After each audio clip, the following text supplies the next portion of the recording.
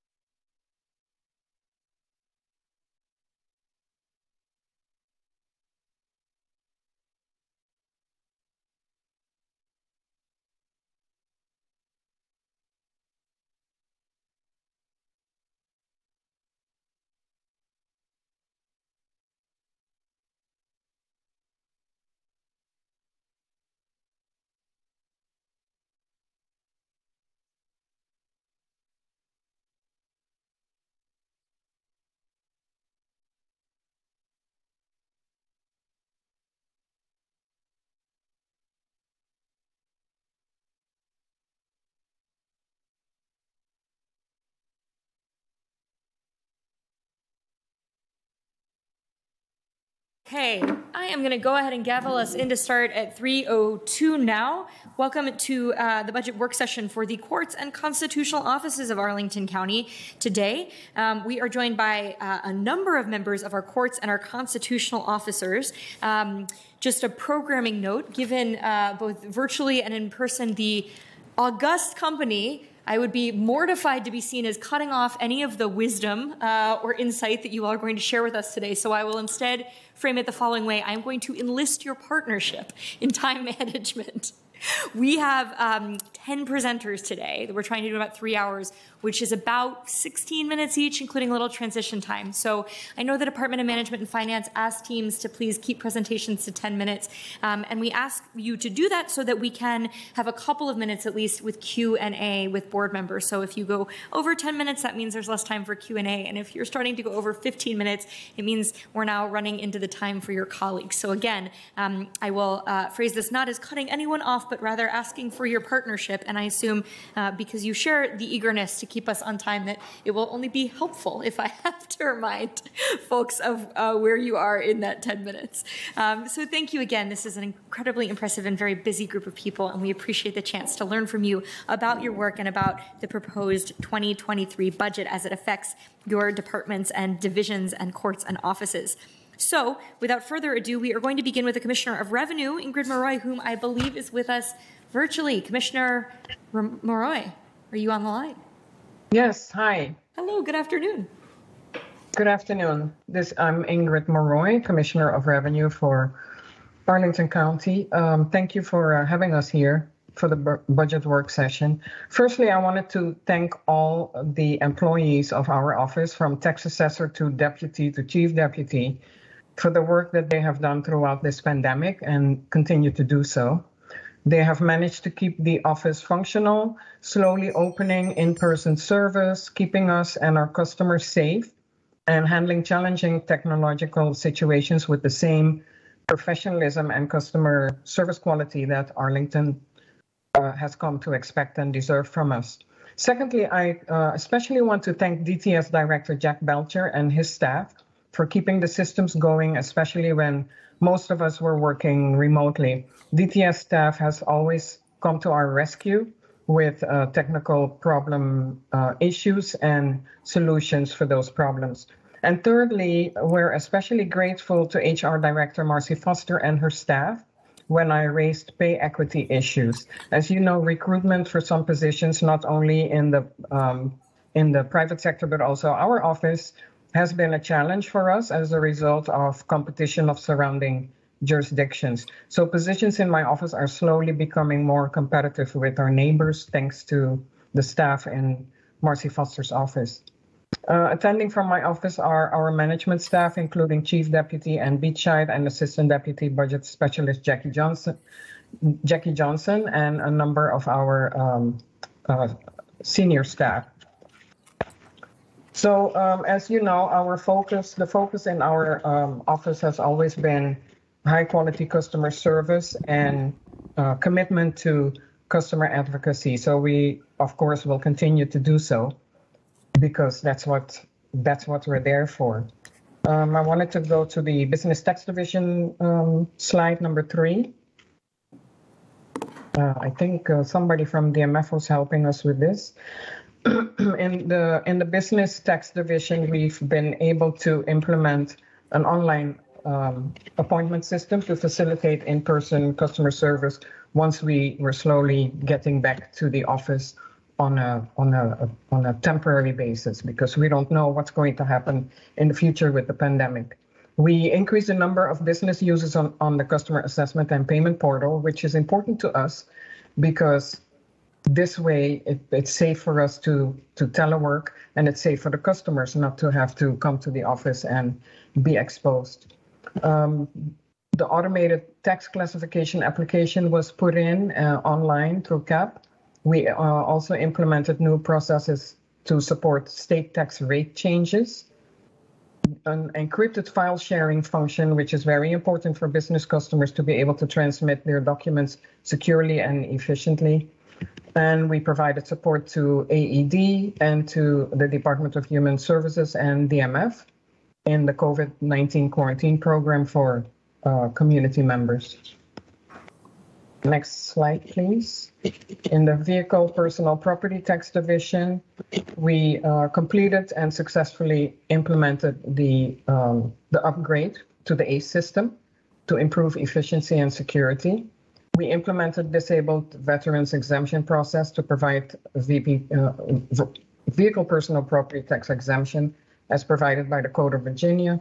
We reopened DMV Select with an appointment-only system right now.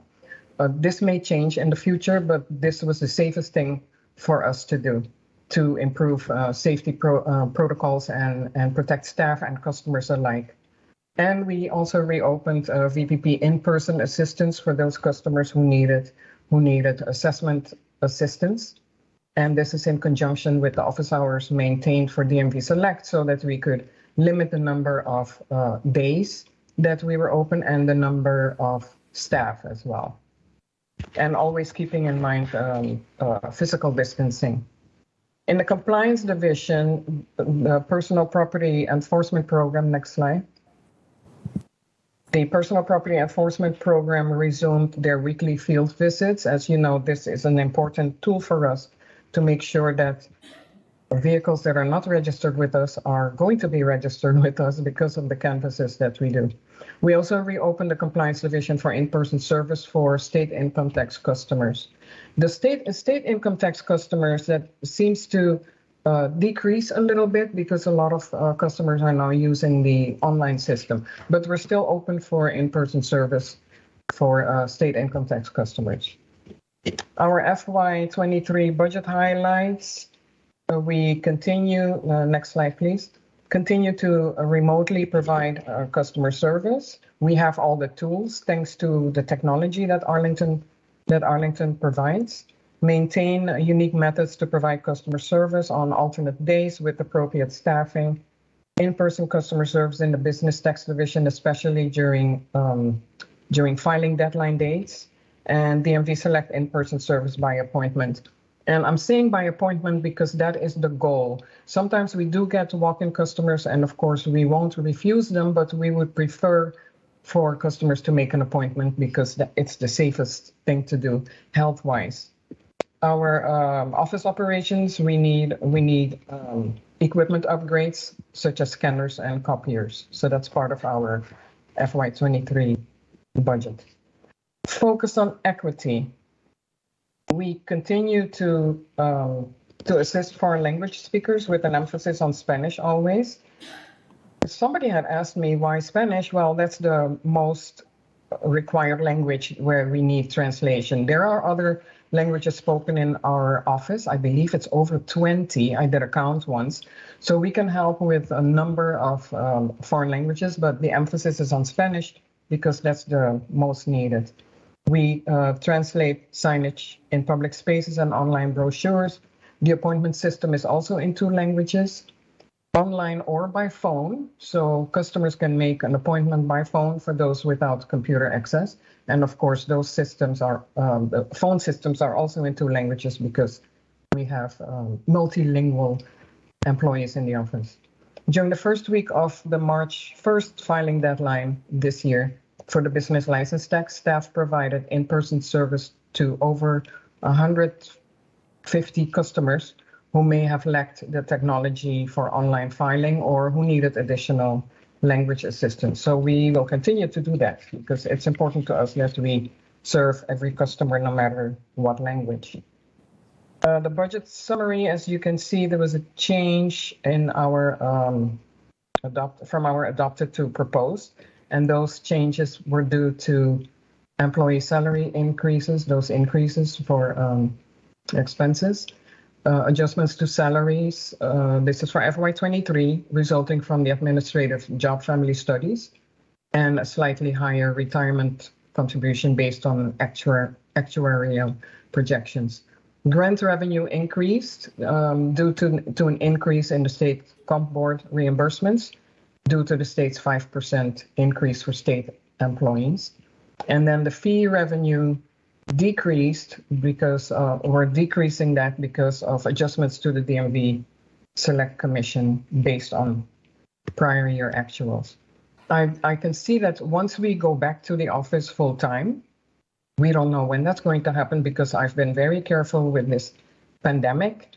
I actually implemented a vaccination mandate back in June because we don't know when this is going to end. There's still transmission of the new variant of Omicron. But we're expecting that the DMV Select Commission eventually, maybe not in FY23, but in 24, will be growing again, just like it did in past years. Our key budget considerations, I mentioned staff recruitment. Competitive compensation attracts qualified individuals and will result in improved service delivery and increased revenue.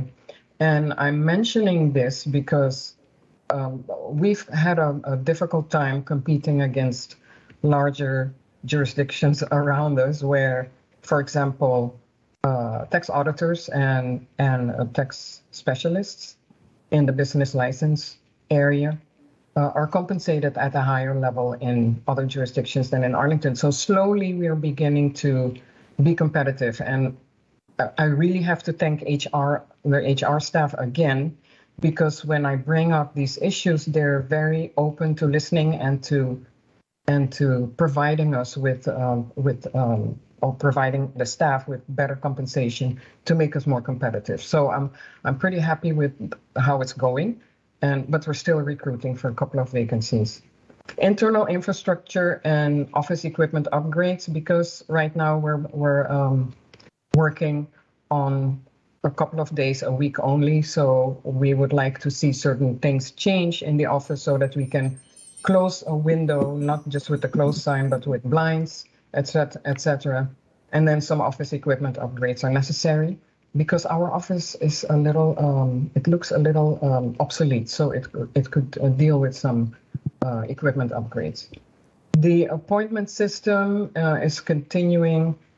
Is there to continue to safely provide in-person service. It was purchased at very minimal cost and it's working out very well. And we're saving money because we're not traveling. We're doing virtual meetings, and if they are in-person meetings only and not virtual, then we won't participate, but get materials that were used at annual meetings or committee meetings for the commissioners at a later date, and I share that with the staff. So that's how we keep our travel expenses down as well. Very good. I'm happy to answer questions. I know I don't have a lot of time, right? So no, we've got a minute or two for questions, so I'll turn to colleagues if anyone's got a burn. We also are going to reserve the ability to follow up in writing, if that's all right. Yeah, that's fine. Yeah, I don't see any questions, but we very much appreciate the presentation, and I think, particularly knowing that the DMV Select is back, at least by appointment only, will be welcome news to a number of members of our community. And if we have further questions about the proposed budget or some of the trends you've highlighted for us, we will follow up with you in writing. So thank you so much. Thank you. All right, have a great afternoon. Thanks, you too. Bye-bye. Excellent. Ms. De La Pava, who clearly has a copy of the agenda and was ready to be on deck, we welcome you, and I will hand it over to you for a presentation from the Office of the Treasurer. Thank you very much, members. For Mr. Schwartz, I can't tell you how wonderful it is to be here in front of you again in person. It's really nice. And I also have in person with me my Chief Deputy, Kim Rucker, and my deputies, Kathy Fritz, Chris Sadowski, Stephanie Hyman, Andrew Cook, and Linda Bross. I know you're very short of time, so I'm going to be as brief and as to the point as possible. As you know, my mission is to receive, collect, safeguard, and disperse county funds. And with that, we're going to roll right into FY22's highlights. We worked with the Department of Real Estate Assessments to improve the real estate tax billing process for new construction. What that essentially means is now we receive assessment updates monthly from DREA, which means that I can bill earlier. But most importantly, what it means is that these tax liabilities can be on the public property search website. That transparency is absolutely critical for properties that are going to change hands during the year. So I can't say enough about that improvement. We also assisted Arlington Economic Development's small business grant program, which we were thrilled to be able to do. We helped them verify their applicants. So that was pretty critical, and it was great that we were able to help small businesses in the county. Last September, I shared with you that we had a new FY22 delinquency rate goal. It's going to be the lowest the county has ever achieved, and we are nicely on track to reach that goal. So during our busy tax season, which we fondly refer to as crunch, we were able to open a satellite office at Lubber Run. We had so many positive comments back from our citizens about that beautiful brand new facility. So that was really great. We were also able to spread out in Bosman using the former library area. Spreading out is absolutely critical during a pandemic, and it keeps our citizens and our staff safe. We could not have done this without the help of the Department of Parks and Recreation, Technology Services, and the Environmental Services. We truly appreciate their collaboration. And I will tell you, I'm slightly concerned with the new renovation in our lobby, because we won't probably have the space to spread out like that. So that might become a problem in future years. On to FY23. We're going to roll right through. The best, I think, innovation that we've come up with thus far is the Consolidated Vehicle Bill. As you know, we could not do that when we had a decal display requirement, and we needed an upgrade to our tax system, which happened, I think, 2 years ago. We are now going to be able to do this. It is environmentally friendly. It is more convenient for the taxpayer, and it's going to cost Arlington County less. I call that a win-win-win. And right behind that is going to be our next step would be electronic billing. That means that people that want paperless billing can ask for it, and we can put them in that program. And that is another win-win-win. So all in all, I think we're doing okay there. Enterprise payment solution, I'm really excited to tell you that we are crossing the finish line on that. We are in final contract negotiations right now, and that, we hope to be able to take our first payments through that portal sometime this year. You've heard the saying that time flies when you're having fun. Well, we must be having a lot of fun, because it has been 5 years since we did a banking RFP, and we are going to embark upon that again this year. And you will hear more of that, I'm sure, as the year progresses. And last, probably least, I can't tell you how tickled I was at your enthusiasm for eliminating the fee for replacement dog tags. I think this is going to be better for everyone. Last year, you started a conversation on equity, which I applaud. We continue in my office to have multilingual communications, both in person or in writing and verbally. We have 10 languages, different languages spoken in my office, including, I might add, Ukrainian.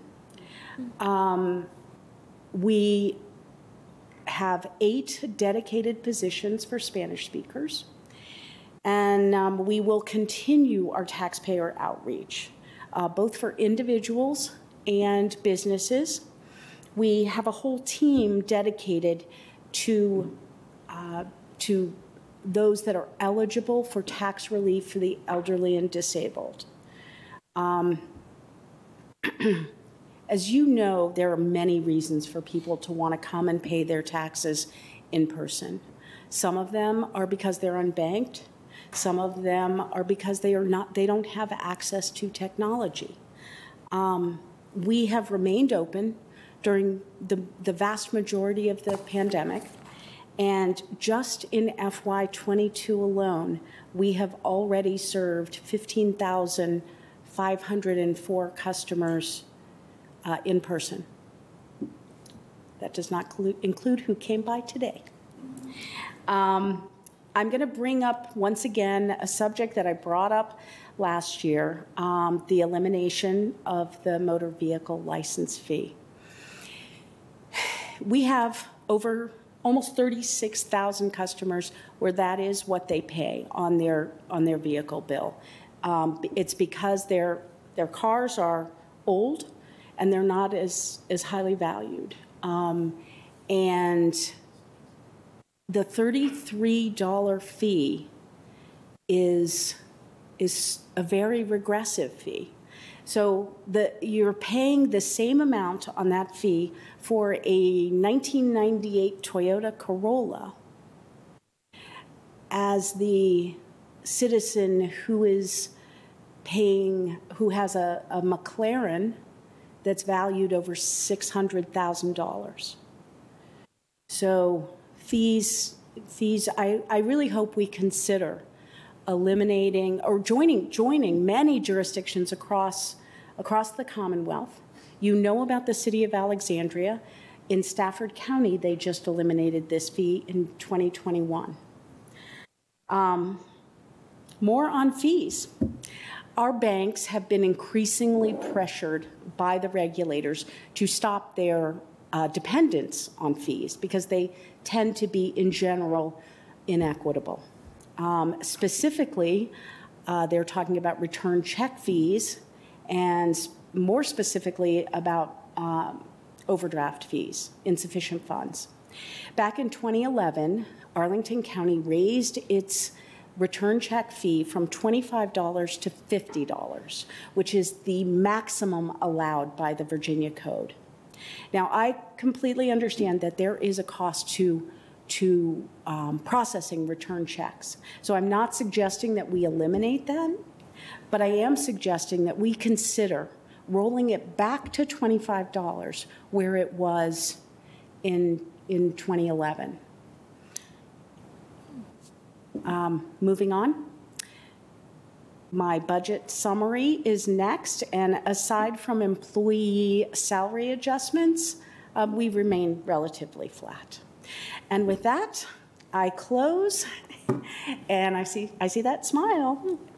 You gave us a few extra minutes for questions, and we have some. I do want to say really quickly that I appreciate each and every one of you, and you, Mr. Schwartz, for your support of me and my office. And I would be completely negligent if I didn't mention how hard the staff has worked, and my staff and county staff, to support all of us and our community. So we owe them a debt of gratitude. Thank you so much. We really appreciate that. I saw Mr. DeFrantis let on first, and I think we have an opportunity for a couple of questions. Please. So just thank you for the electronic billing, the bilingual, all of your report. Really appreciate it. I'll want to follow up on the costs on the car fee, just to make sure I understand the cost, and certainly also interested in the overdraft rollback possibility. But just because I'm brief and don't have questions doesn't mean I'm not really grateful for the work. Thanks, Ms. Garvey. Yeah, no, and I just want to thank you for all the work. I mean, I think your office has been really solidly working on equity issues for a really long time, and really trying to trying to make things as fair as possible, and appreciate all of that input. And I look forward to kind of thinking about some of your recommendations as we move forward. And I noticed the color blue and yellow, and I like it very much. Thank you. Excellent, thanks. Mr. Karantonis. Oh, I was about to ask you about the cost impact of the license fee, but I will do that in writing. Thank you so much for everything. You have been here a real, you have been really delivering on site. We have seen you, that was excellent during the entire pandemic, so thank you so much for that, and for modifying the colors of the presentations this year from the first slide. Thank you.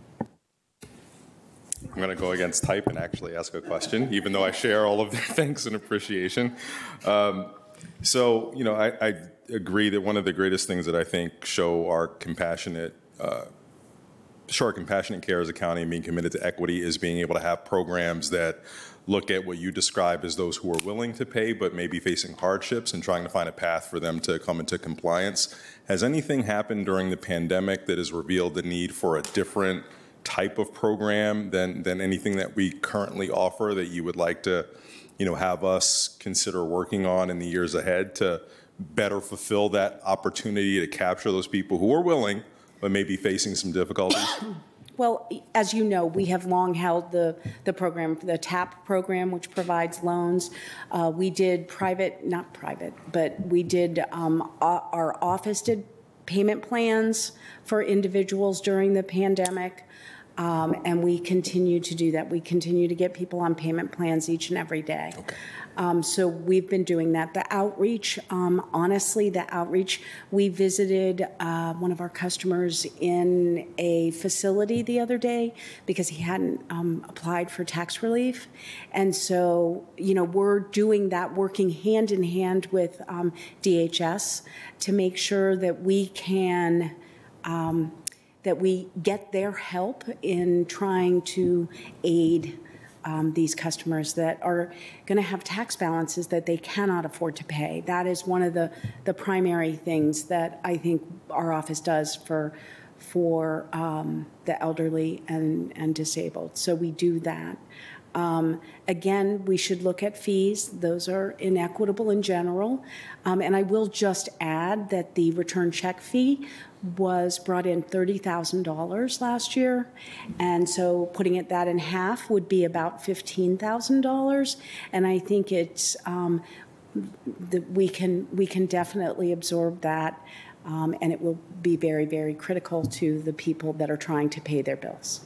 And if I could, my second question was on that. Do you have any sense of what is the actual cost that we incur in processing a return check? Has anyone ever done a sort of? There were about 700 to 800 in the last couple of years per year. So there is a cost to it. I don't think it is dramatic. It is part of one FTE's job. That we do, and we reverse the payment. The system makes it fairly easy. So certainly not 50. Is it even 25?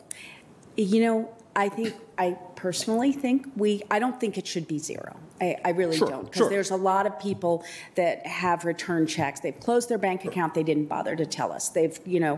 There's lots of things that would cause a return check. But when people are trying to pay their taxes and they don't have quite enough money in the account, those are the people that I'm focused on right now.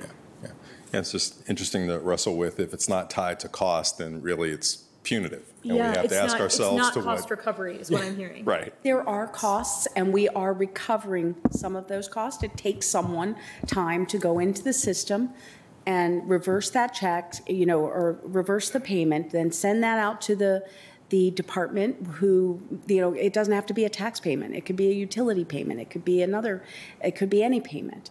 And then those departments have to address that and sometimes rebill or get it on to the next bill. And then we have to go and collect it again. So, there's many reasons for return checks, and the code speaks to us charging for all return checks. So again, I would not suggest zero. Sure. But I think it doesn't have to be at the top, at the maximum allowed by Virginia code. Thank you. My only question was a very pragmatic one, which is of all of the fees we advertise, I don't recall that the board advertises an overdraft fee. You need a board action on that. It's not. We had a board action in 2011. To increase it. So you would need a board action to roll it back. Yes. Okay, I think that's something we can get with our attorney and talk about and following up. The other question I had, and again, this may be a question for the county attorney as much as it is for you. You were talking about the regressivity of the motor vehicle license. Are we enabled or authorized by code to establish a fee that is a function or percent of value, or it has to be a flat fee? I think it's a flat fee, but you could talk to that would be a county attorney question. I had just one other question, which was you had mentioned the movement towards an enterprise payment solution, which I know is really welcome. This is a question, again, for our departments as much as it is for you, but when you say enterprise-wide, I know we've long sort of had the vision of a single system that would allow somebody to pay permit fees, for example, as well as taxes. Is that integrated with work that CPHD and DES are doing, or it'll just have to be a separate system? Okay, so we advertised it as a across-the-board system. There are some areas within the county that have needed online payments so badly that they created their own systems. Permits, Parks and Rec, a lot of different places. We have CAP. Mm-hmm. There are other fees, smaller fees that really suffered during the pandemic when everybody was closed.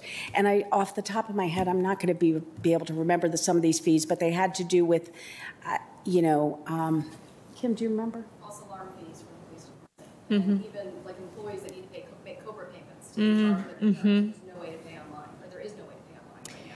So the idea is that the new enterprise system will provide an option for all of those systems. We have a lot of stopgaps throughout the enterprise, but this will be a future in which... Right. We'll start with some of those small areas that don't have any way of making online payments.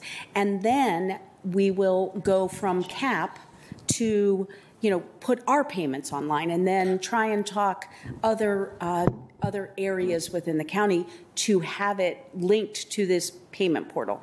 Hopefully we will make it so fantastic that no one will resist. Absolutely. Especially, right. No, they'll notice. They'll have to do some work. Thank you so much. We really appreciate it. Thank you. And happy St. Patrick's Day to you and your very festive team. Didn't want to get pinched. Right? Bye-bye. Appreciate you so much. Thank you. All right. Excellent. We will welcome then the Clerk of the Circuit Court, Mr. Ferguson, and team. Please do join us. Glad to have you, sir.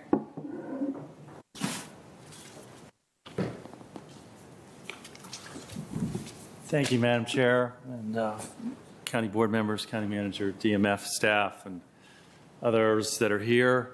I'd like to introduce my chief deputy, Christina Dietrich, who does the majority of the workload in the office or in operations and running things. And she also was quite helpful in preparing this presentation, although I'd say I did at least half of it, right? It was a team, it was a team effort. Well, when DMF said that Paul, maybe you might want to shorten this some, my staff responded and said, well, Paul actually did a lot of it himself and didn't want to cut his own presentation. So it's budget time, and all of you, I'm sure, dread running into your constituents in the stores who are asking for things when you're grocery shopping. Miss Garvey had the misfortune of running into me last night at the grocery store, and she was nice enough to sincerely ask about my family and how they were doing, and then she said, are you going to be asking for money again tomorrow? And I told her that I was, yes, but that I was hoping that to really highlight the money that we're bringing in and that we're providing. And this is not just the filings that are coming in. We all know that property is booming and that land records transactions are up. That's in fact 92% of the revenues that come in that you utilize. But we've also, Ms. Morroy from the Commissioner of Revenue's office noted an increase in the compensation board funding. They gave across the board 5%. That then localities were supposed to pass on to the constitutional officers. Now, that being said, you do so much for us anyway, I think we come out ahead in the mix. So I'm not saying we need that specific 5%. But we also, because of our increased number of filings, the comp board has deemed that the Circuit Court Clerk's office in Arlington needs more staff. Now, they still don't acknowledge all the staff that we need. There's many positions that I have that they say I don't need that you have funded over the years. But that being said, they have given more money for more staff, so the revenues that are coming in are increasing. Also, the amount of technology funding that you've provided to my office over the years is amazing.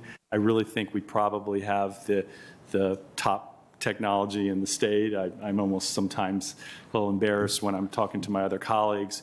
I really have to thank the board and the county manager for what they did for our office during COVID.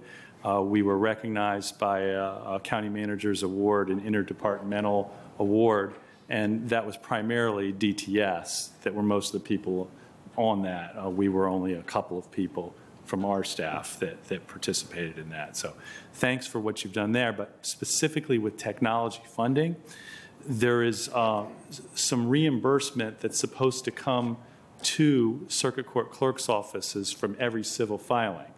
And back in 2008, the state swiped a lot of that money. And the clerks have been lobbying year after year to get that money back. And we believe we've slowly been getting more money back. And we believe this year we will fully be getting all of that $4 from every civil filing straight back to Arlington County. So that helps reimburse you for some of the technology expenses we've had. So revenues are going up. Our civil numbers are through the roof. There's 32% increase this year. And you might want to ask why that is. Thanks for switching the slide. I actually had started the presentation, if you were wondering. Why are they up that much? I sincerely think we're a victim of our own good technology. We're the only ones that have a good e-filing system in the region, and we probably have the best one in the state. Wise County, Virginia actually has a very good e-filing system too, if you can believe that. So anyway, in civil cases, you oftentimes have choice of venue in filing. And I think a lot of people are choosing to file with us. Same with divorce cases. You have choice of venue. And now we're becoming the venue of choice. Mm-hmm. And I'd almost like to turn away some of that business because we don't, you know, it's actually, we don't really make money on the transfer. We get filing fees that come in, but the workload on my civil staff is really crushing. One of the questions that you've asked is how is this employee market affecting your office? And I have a stunning statistic for you. Just in this year, this calendar year, so we're talking the past 2.5 months, I have had 4 employees leave my office unexpectedly. And then I've had 3 retirements, and only one of those 3 retirements was planned. So I feel like HR and the county manager are doing a lot for me to try to figure out how we fill those positions and how we make things work. But I believe that in addition to compensation, it is a crushing workload in my civil division, which is why some of the people are leaving when I'm doing the exit interviews. So this 1.0 FTE that I'm asking for there, I really feel I need it. I understand that the manager's budget was a flat one, and so I'm not upset that it wasn't in there, but knowing how your budget works, I'm hopeful that you'll have a Tier 1 priority list, and I'm hopeful that I could be included in that Tier 1 priority list for that 1.0 FTE. I've got some graphs here that sort of give a stark visualization, so probably the poor person that's clicking around says, Paul is going all over the place. I can't really follow what he is doing. So if you just go to this slide here that says taxes and fees collected from CCT transactions, that's where I am. And I mean, that shows you that although 92% of the money comes in from land records, the total amount of fees is increasing quite a bit each year the last 3 years. So then if we go to the next slide, could you go to the next slide? This is the compensation board. So this is the money that we receive from the state. And I could go into the formulas of how we receive the money from the state and what's excess fees are about and how that's the primary revenue source. But as you can see, we're receiving a lot more money from the state, and I'm asking for you to consider that along with my request of the 1.0 FTE. It's not as if we're going to do a sit-down strike and turn away business. I mean, you're not going to see increased revenues by funding my request, but I feel that because the revenues are coming in, you could justify that. Next slide, please.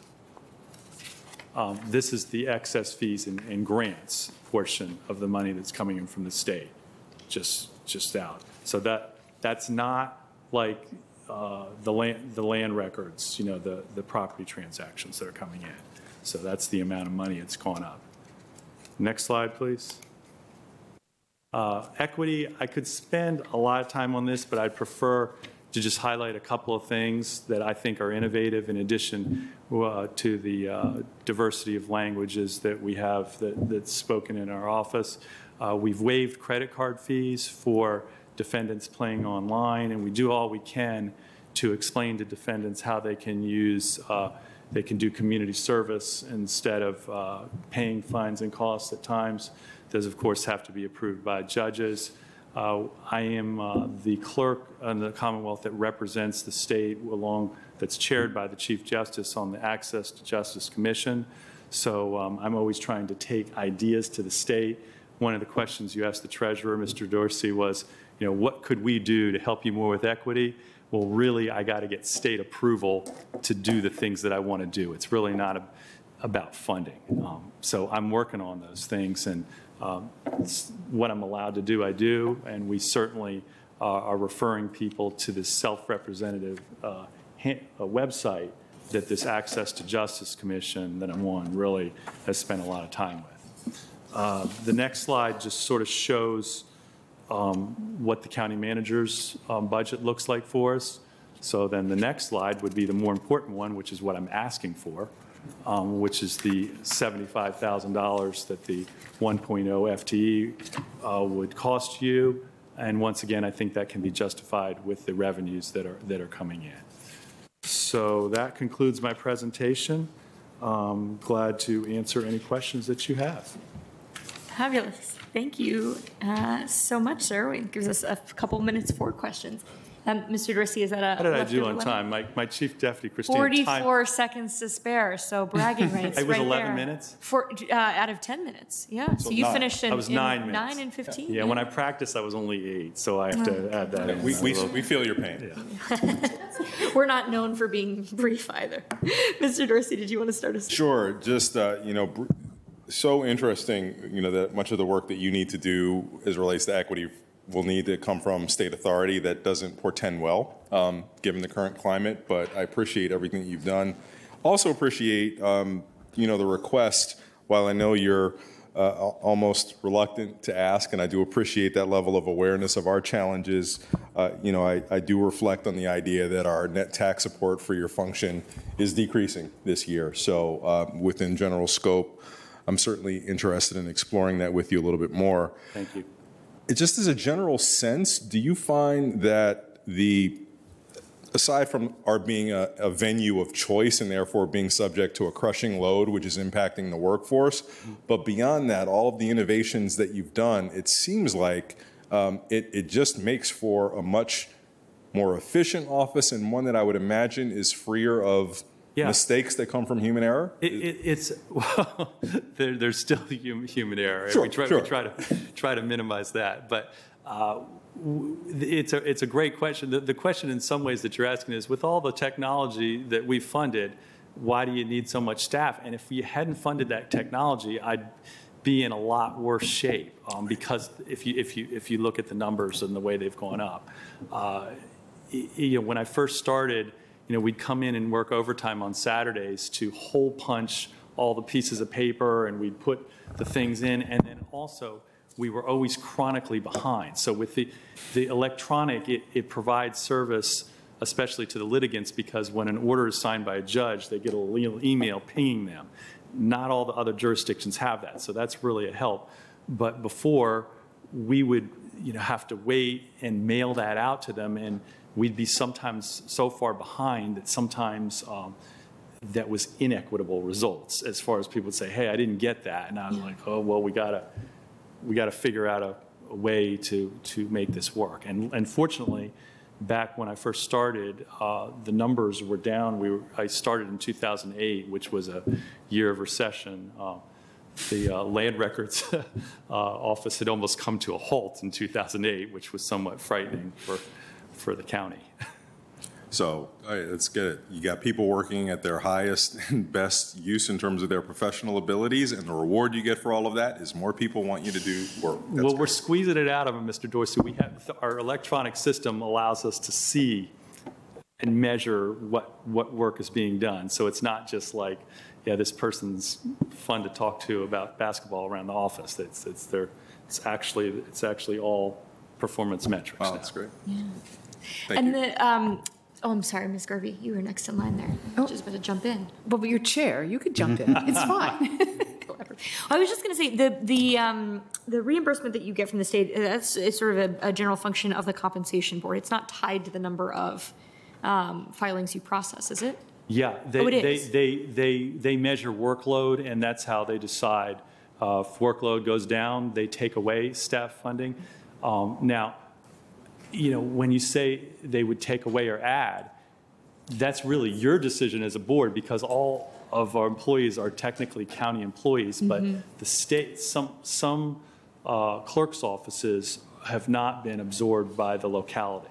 All of them in Northern Virginia has, but let's just say you're in, I'd say probably somewhere like a Spotsylvania County or something. You would get that, whatever the compensation board thought your workload was, you'd get that amount of staff, and that would be it. And so if the compensation board actually fully funded the positions, they would be covering the cost of additional workload, but we know that that's not sufficient to competitively support salaries. When I said they're giving us more money, they think we need another position, but they think that position should pay $30,000, and it's really the high 40s, and you're picking up that difference. Right, but I still appreciate that they gave me an extra $30,000 for the when I say that gives it as revenues, and then that's passed straight back to you. Excellent, thank you, Ms. Garvey. But I thought you were going to ask about the excess fee jurisdictions and how the money actually works, and it's a longer answer, so I could go into that with you at some time, unless another time. Then another time. Yeah, no, that's great. I thought it was quite serendipitous that I ran into you in the grocery store last night. It was very nice.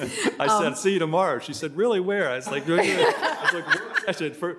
me, it was like a really big deal. For her, it was like everything. Well, I was just recovering from the one before, and I was just about to go home and get ready for this one. Yeah. No, it's fine. So a question we ask, I think a version of this question a lot of times. So you have a number of employees that have left. So I gather you have a lot of positions to hire for. You want another position. I get that. So if we give you another position, can you fill it? Yeah, you see what I'm saying? I can. Okay. I just interviewed, and Christine will tell you we're making 4 offers. We had an applicant pool, and this was an issue with HR because I said that I was going to need more applications than I actually got because I needed to fill 4 positions. And they said, wait and see how you, and it actually looks like I'm going to get all 4. And I probably, and I would love to hire a 5th, but I won't presuppose that you're going to fund my request. But if you do fund it, I would go back to the person that was the first runner-up was had worked in a clerk's office in another locality and was moving here, and she didn't have the benefit of an in-person interview, which I thought, was a real close call. So I would really enjoy going back to her and offering a position or one of the others that came close. Okay, that's great. Yes, you're doing hiring better. them. We got them coming on. We don't have them all coming on the same day because we can't train everybody. And the county makes you or strongly suggests that you need to come on the first day of a pay period. So we have every 2 weeks, we have people coming on. When I'm making the offers, I give them a corresponding offer date to make sure we can train them. But yes, that's great. Thank you. Other departments are not having so much luck hiring as you seem to be having. So that's good news. Well, I'd credit the HR department for helping me figure out how to do that. They've given me a little bit of flexibility. Good. Cool. Thank you. Thank you so much. And Mr. DeFranti. Thank you to you and Ms. Dietrich and your entire team for all the work. Thank you. Inclined to be supportive of the additional FTE. Appreciate the presentation, and just because I am brief doesn't mean that I don't take seriously the oversight or the role of this that is the county boards. But those are my comments. Thank you. Well, Mr. De Ferrante, your colleagues should know that you serve as their representative to the Criminal Coordinating Justice Board, and so you come over to the courthouse for meetings. An important role. Thank you so much. We appreciate you coming in with us Thank you today. for your interest, and once again, as I said at the outset, thanks for all that you've done for our office. Likewise, we appreciate you. Thanks for bringing a team member as well. All right, we will move now to the judiciary, the Circuit Court Judiciary, represented today by Judge Newman, I believe. Judge Newman, are you with us on the virtual meeting? Good afternoon. I'm Lisa Wilson. I'm the court administrator. Judge Newman had a hearing that ran over. I just got off the phone with him, so he's on his way. So terrific. Let's do one more presentation. That sounds great. Thank you so much. And we certainly can imagine the importance of letting that hearing conclude. So, this is the entrance of a former actor. That's right.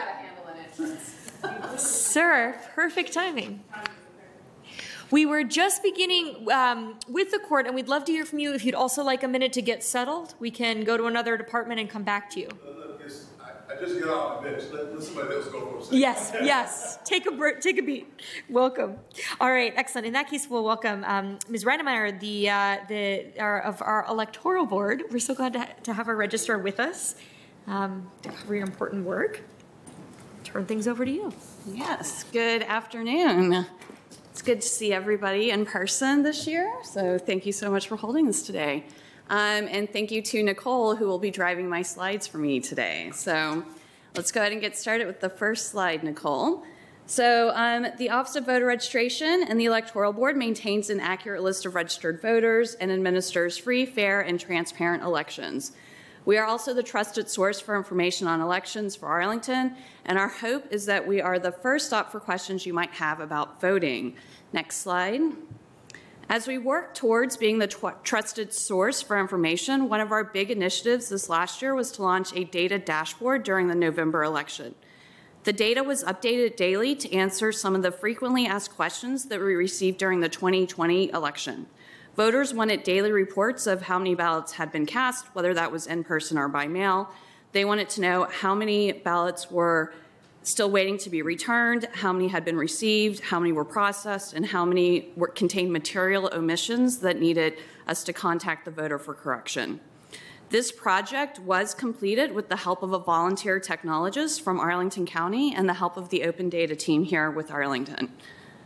One of the reasons we're increasing transparency is that we're seeing a shift in how Arlingtonians are voting. Last year, Virginia launched the permanent absentee ballot list, and voters can now request to be mailed a ballot to them automatically for each election in which they're eligible. We have had, in this first year, over 10,800 voters registered to be on this list. For some context, we already have more than 8,000 ballots to mail for the Democratic primary this June. And last year for the Democratic primary, we mailed a total of 5,800 ballots. And in 2018, just 4 years ago, we mailed a total of 1,028 ballots. So that's a 900% increase in mail ballots in the last 4 years. Last year, Arlington also had the highest turnout in a governor's election in the 63 years of data that our office maintains. It was truly historic turnout. We also were able to conduct voting on Sunday for the first time ever because of the funding provided by the county board. And more than 1,400 voters took advantage of this additional voting day in Arlington last year. We're also attempting to increase public engagement during the redistricting process that we are currently going through right now. Next slide, please. So as we focus on equity, while voters have always had the opportunity to comment on polling place boundary and location changes, our office has not proactively reached out to impacted voters prior to making recommendations to the county board. Voters who don't attend either an electoral or county board members have historically effectively been excluded from the process of deciding where they get to vote. This year, in advance of advertising changes, we contacted impacted communities through Nextdoor and postcard mailings to get their feedback on changes that impact them. We hope to be able to expand on this process, mirroring something similar to the Site Plan Review Committee's virtual engagement process, with upcoming changes needed to keep pace with the rapid growth that we're seeing along Arlington's metro corridors. We're also improving access to data. In addition to our dashboard, we are one of the few, if not only, electoral boards in Virginia that allows, that is still continuing online meetings that allows for remote attendance, and we're also posting videos of these meetings online. This allows for community members who aren't able to attend a meeting in person to be able to attend the meeting on their schedule. In terms of ADA accessibility, I'm very excited that this is the first year that we'll be adding an Election Day ADA checklist for our election officers to complete. While every location is ADA compliant, there are sometimes obstructions that pop up throughout the course of an election that might make a location no longer compliant. This might be a stanchion that just gets shifted over so that a wheelchair can't get through, or sometimes the bake sale blocks the ramp to get into the location. So we're trying to equip our election officers with the tools they need to actively monitor ADA compliance throughout the day. Next slide, please. There are no substantive changes to our budget this year. The increases both in expenses and revenue are related to personnel. The state partially reimburses salaries for the Journal Registrar and Electoral Board, and these salaries were both increased by the state last year, so we're anticipating a higher reimbursement amount. Next slide, please. As we look forward to the next few fiscal years, we're closely monitoring staffing, voting trends, and making necessary security and transparency upgrades. Next slide. One of the metrics that I am closely monitoring is our staffing compared to other large jurisdictions in Virginia.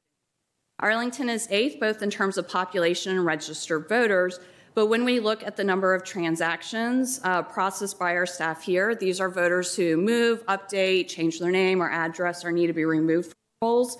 Our staff are processing more transactions than other jurisdictions. In terms of raw numbers, we'll never process as many transactions as Fairfax County, but our registrars here are processing transactions at a higher rate. So this does mean that we are achieving our goal of efficiency, but it also means that we might be lacking capacity to respond to some of the upcoming legislative changes. Next slide, please. So we are seeing a dramatic shift in how voters are choosing to vote in Arlington. They are shifting to voting before Election Day. And we are extremely grateful for the FTEs that we received last year to help respond to the increases in both mail and early voting. Another legislative change starting this fall is same-day registration. We aren't quite sure how this will affect the post-election process, but what we do know is that last October, from the 1st to the 12th of the month, we processed more than 11,000 registration transactions. If a large percentage of these individuals decide to wait until Election Day to process that transaction, we're going to see an increase in the number of provisional ballots, which will delay the certification process for an election.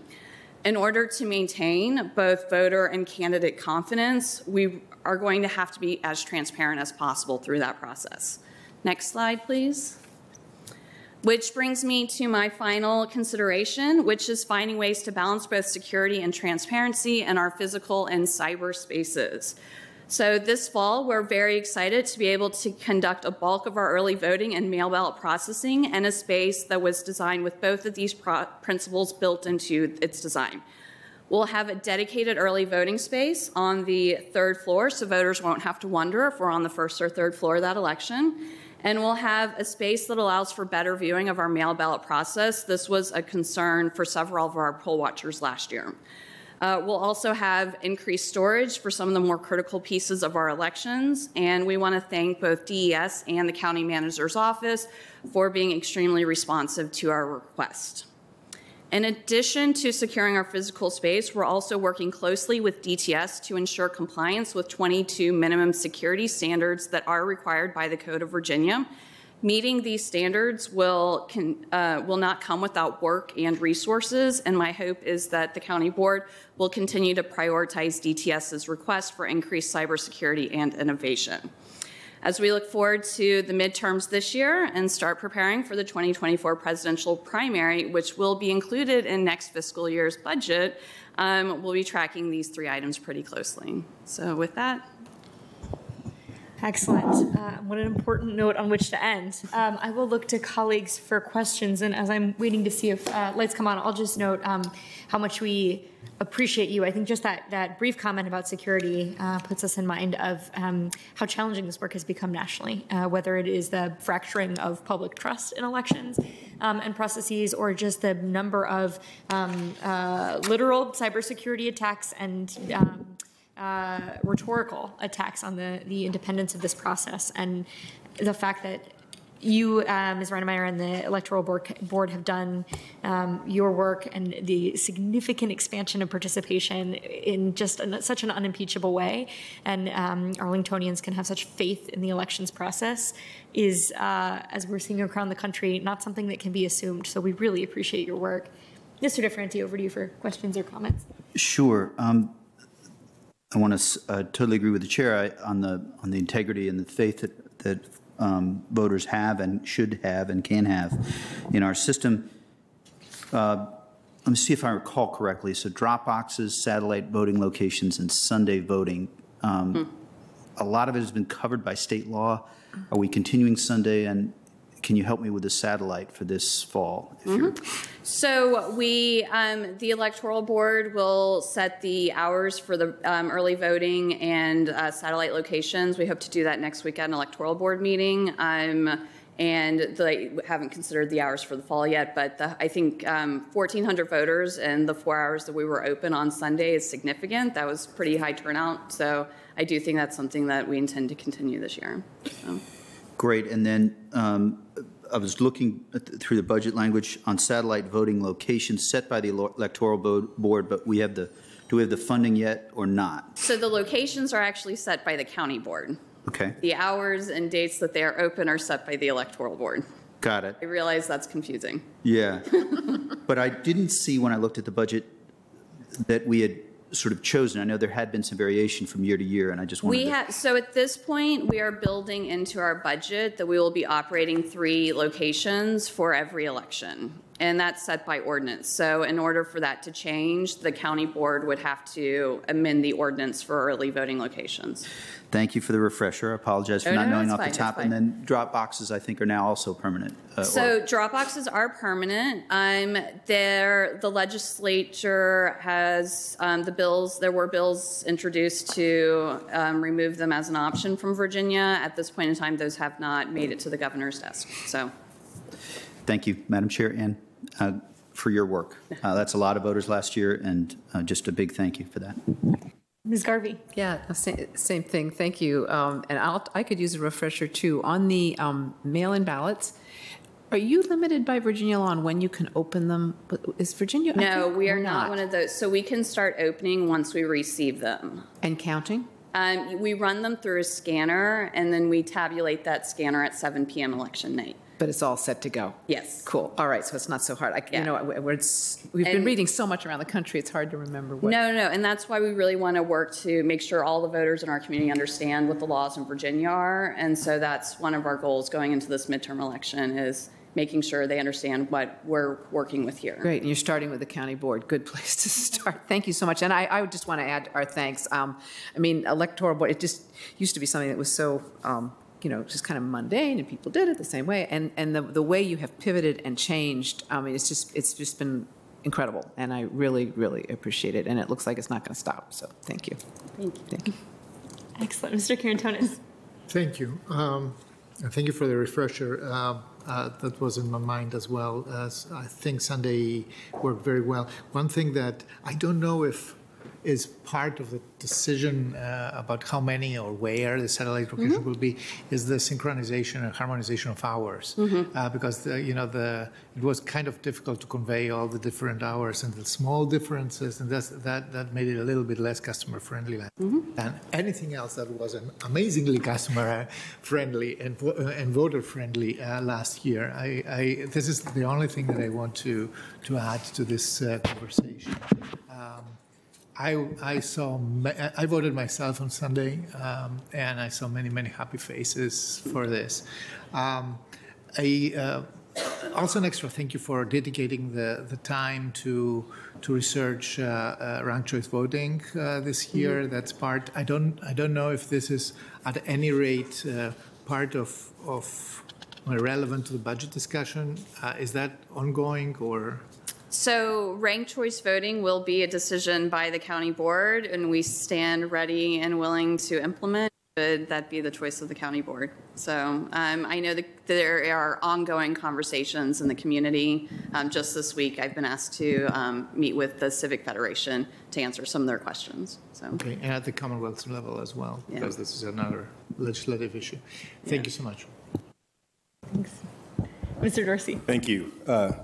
As always, good to see you, Ms. Reinmeyer. So as we think about the shift in voting preferences and as we near, if trends continue, have people deciding to vote in some other manner other than in person on Election Day, does this change the space requirements that you need for Election Day polling places, or does it change sort of the number that you have in your mind to what constitutes a too large precinct that you can accommodate? It's a good question. I know when a couple years ago when we first introduced no excuse absentee voting, I made the comment that it's going to take us about 5 years to balance out as a community. Obviously, we had a pandemic in the middle of that, which threw everything to one extreme. So we've really only had one election to see voters moving to these where they're probably going to end up voting. So we're still watching that for this next year. And we will see how that reflects the election day spaces, because we do have some precincts that are some of the largest precincts in the Commonwealth, but because they are located close to an early voting center, a bulk of their voters vote before election day, so we don't necessarily have to add extra locations. So it is being factored into our analysis when we go to look at polling locations. So the short answer, it's all changing. It's all changing, and I hate to put us in that kind of vague period right now, but I think, and obviously the county is growing at an exponential rate right now, so we just really need to stay on top of the development and the numbers. So. Just for other people, we're growing at a steady rate. I wouldn't call it exponential, just so we don't want other people weaponizing that statement. But no, I appreciate it. So it's every day I'm hearing about a new address that I have to add to our system, or an address that I have to take off of our system. So we're just a very transient community of, there's a lot of building, much more so than my colleagues are seeing elsewhere in the Commonwealth. Absolutely. Thank you. But this is one of the many examples of the way that we have people throughout the enterprise who are very planfully preparing for that growth to make sure that we have all of the facilities, including polling places, that we need to accommodate that growth. Yeah, well, it's also the ADUs and we're just saying, I mean, every day, every week, there's more addresses that we're adding to the system or having to change. New street names that require new addresses. I mean, what's going on around here? And the point about the transients is a good one, too. Yeah, people move in and out pretty quickly. Absolutely. So, all right. Well, on that note, I think we can conclude. I'll say thank you again, and to highlight one of the points you made in terms of that proactive outreach about the new polling places for the curing of the split precincts. We have, I think, just on Saturday, an advertisement for proposals there. So we look forward to trying to help you get out the word, and we really appreciate the proactivity to make sure that people know when they're affected and can weigh in on with their perspective on where they should be voting. Yeah, and the community has been helpful. They definitely have raised concerns that I was not aware of until they bring them to my attention. So. Very involved. Yeah. So. All right. Well, we appreciate you very much, and thank you for coming in. Our thanks too to the Electoral Board that you work with. Thank you. All right. Judge Newman, are you ready to join us? We'll do the best we can. Welcome. Thank you for coming across the plaza. It's such a delight to get to see you in person. Well, it's good to be back, I suppose, in person. Hello. In the most user-friendly way. Okay, thank you. You can come closer to it.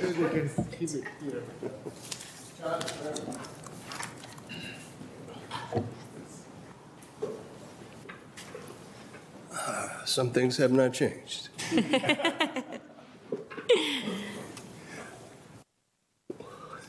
Welcome. Over to you. Well, Madam Chair, thank you. Thank you for this opportunity to appear before the board, manager, and just chat with you a little bit about what we've been up to. Well, it goes without saying that we're back up and we're at full speed. In fact, we're probably running at beyond full speed at this point because of what has happened with the pandemic. The courts have really been forced to make up for a lot of lost ground. We are doing more trials, more catch-up work to bring things back to normal. I often joke that as I get closer to retirement, I'm working harder than I've ever worked before in my life. But that's a good thing, I suppose. As an overview, as you know, the trial court here in Arlington for a few years back had lost the judge.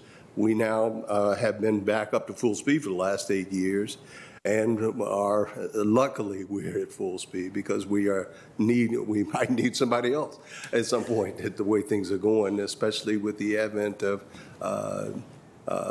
Amazon coming into the county and so many more probably increasing civil filings, which we are seeing. I believe that the clerk may have even already indicated that we're up about 33% in our civil filings. And the point is that civil cases, because they are about money, often require a lot more work in terms of what the clerk is doing, and certainly what the court is in fact doing in terms of processing those particular things, because they become much more complex. And we are trying to deal with it. It's truly a situation where Arlington, the court here, has been, I guess, because of the technology and the innovations that were put in place some years ago, has become the place of choice for a lot of litigants to come, because it's easy. They can file online. They can do so many things online without actually having to show up. So we are a product of our own innovation in terms of what it has cost us to do. I would say from a criminal point of view, things are down. Obviously, we have a Commonwealth attorney who has a different philosophy about certain types of cases that they do choose and want to prosecute, and that's certainly a choice that has been made. So in both good and bad, I suppose, in terms of it frees up a lot more resources because of certain choices that have been made. But we are seeing that there has been a diminution in the amount of cases, but we are more than making up for it on the civil side. From when we started talking about our, I suppose I should say, move to the next slides or so forth, in terms of budget changes, we are not really have been asking for much in the way of budget changes. One of the things that we are most concerned about, of course, is ongoing training, especially for drug court. The drug court program is also has been very successful since its start. We're getting many more people who are participating and going successfully through the program. It's a very labor-intensive, again, type of program, especially for the court staff, the judge, and the support staff that are attendant to that program. But they are being very successful. One of the biggest, I suppose, the ongoing change in terms of our budget is the training funds for the drug court staff and the impact that you see in our slide here of about $15,700. But again, I think that was money that has to be spent because it's if the program is going to stay in place. Mm-hmm. We are also obviously always concerned about just general staff and judicial training. One of the things is because we are a court that is, in fact, recognized now across the Commonwealth as being a high-performance court. We have become, in many ways, the poster child for some of the other courts, even to the point where Richmond sent a group of people up very recently to look at how we are doing things, how we turned around our whole way of doing things, which brought us from the lower end of the state to the top end. And they are looking at how they can help other courts institute some of the same programs that Arlington has instituted over the last few years. And we're trying to do everything we can to maintain our model standards in the state. We are certainly concerned about making sure that funding for any IT upgrades, like I said, it's a mixed blessing. Because when you get more IT, we get more people interested in coming into Arlington, but we still want to make sure that we are cutting edge when it comes to the IT and automated programs that are in place for us. We are working hard, as I say, and we look forward to the county continuing to look favorably towards the courts. And let me just say that we do believe that has been the case. The manager's always been very receptive whenever we've gone to him for anything. We try not to ask for much. An old judge told me, Judge Winston used to always say, you don't want to be too beholden to the local government because you have to decide their cases. And you don't want the appearance of any impropriety about what you ask for. So, and we try to maintain that standard in terms of what we ask for. And I believe that you all have always been responsive, and we appreciate it. Excellent. Well, we appreciate that very much. I'll look to colleagues if they have questions. Ms. Gard, would you like to start? Yeah, just a statement. I'm really pleased to hear how well the drug court is doing. I remember when it came on, this was a new thing. How was it going to go? And I am gathering that it's really changing probably some people's lives and much, much better outcomes. If that's, I loved hearing the not. And now that it's a model and getting picked up elsewhere in the state, that's huge. If that's what I'm hearing from you, if that's correct. Well, the other programs in the state are also doing very well. However, as a result, I'm not sure whether the result, but we now have another jurisdiction who's gotten very interested in how we do things and so forth, and they are, picking up the torch, so to speak, and running with it.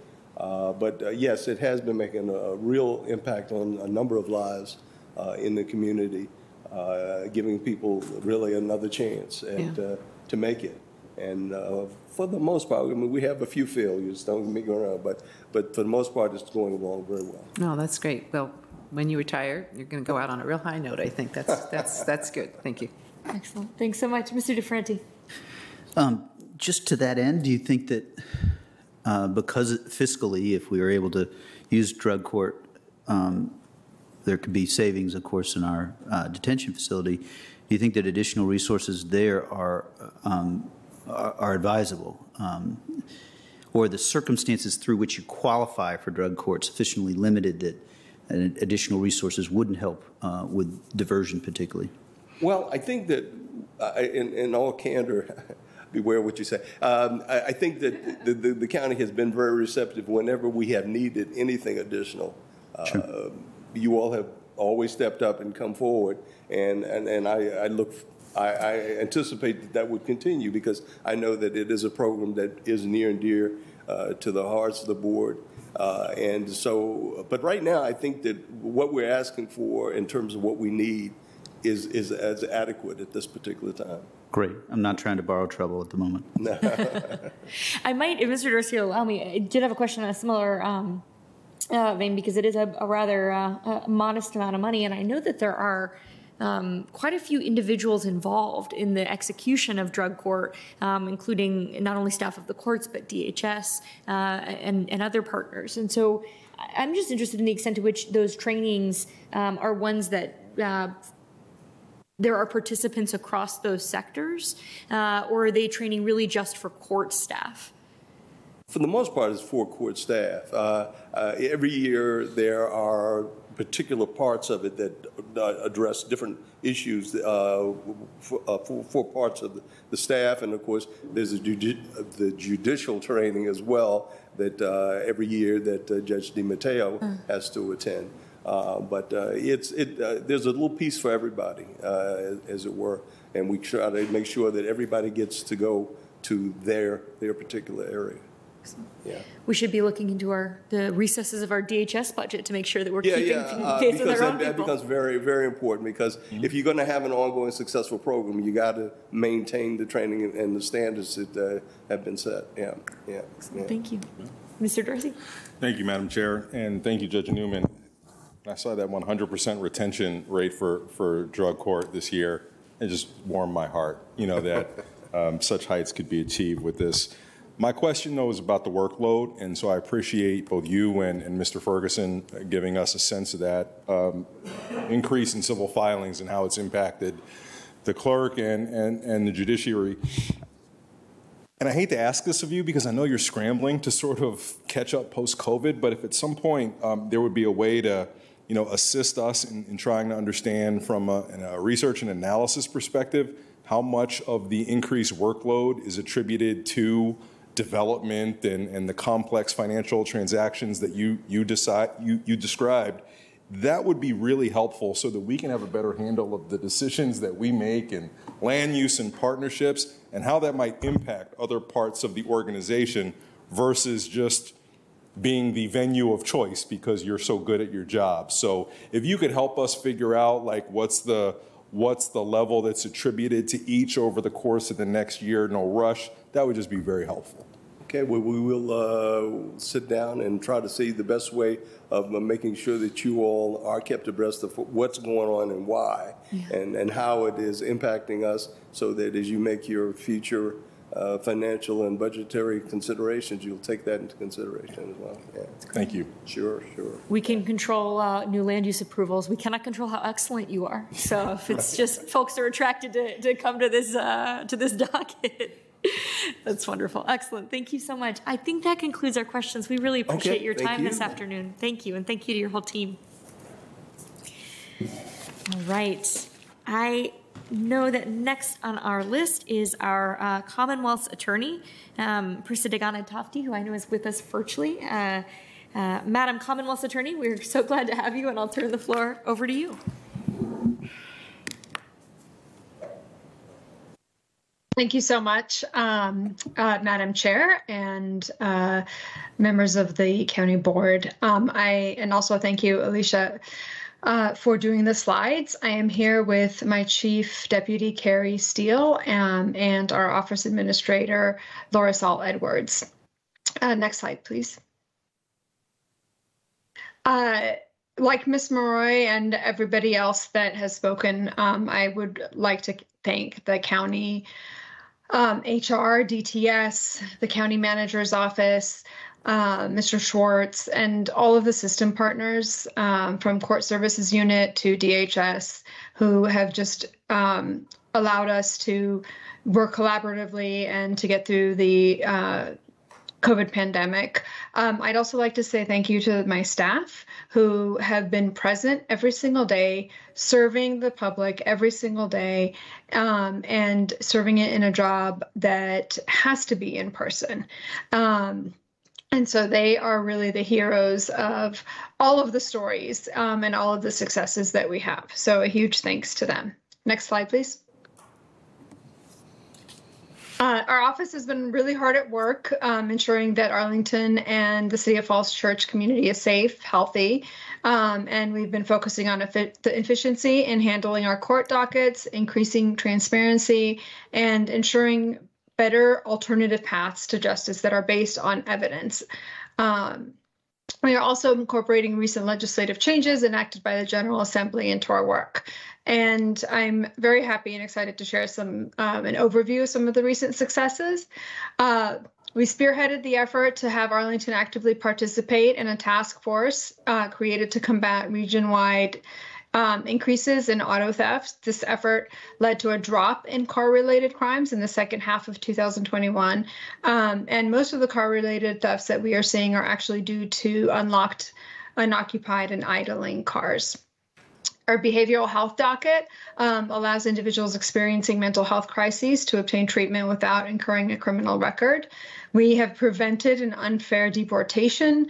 We've treated kids like kids by not certifying a single child as an adult, and worked to avoid the detention of kids who do become court involved. Drug court is near capacity for the first time in years.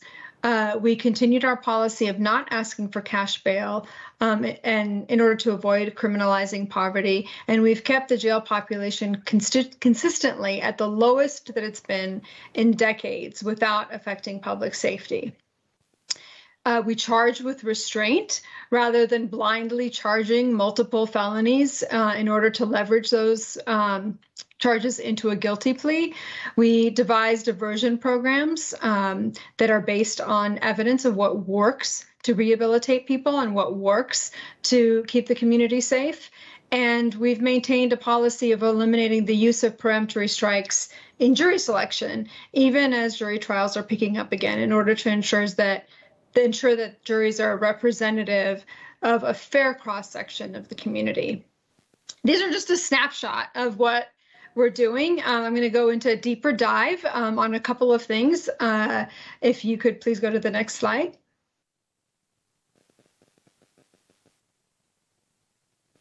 So we take serious cases seriously, and you can see here a snapshot of some of the cases that we've worked on. In the interest of time, I'm going to mention something that's not on the slide.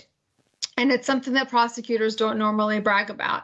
And it's that we have prevented 2 wrongful convictions because of the intense investigative follow-up that our attorneys have done in partnership with our law enforcement partners. So before we went to trial, before somebody pleaded guilty, we were able to correct mistakes that to make sure that they wouldn't actually happen.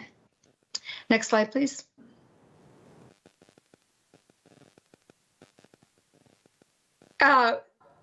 What we are trying to do essentially is to transform justice. And that means different things to different people. But when I talk about it, I mean transforming it so that it's more fair, more equitable, more responsive to the needs of everybody affected by the system. And one of the ways in which the system falls short consistently is restitution for victims.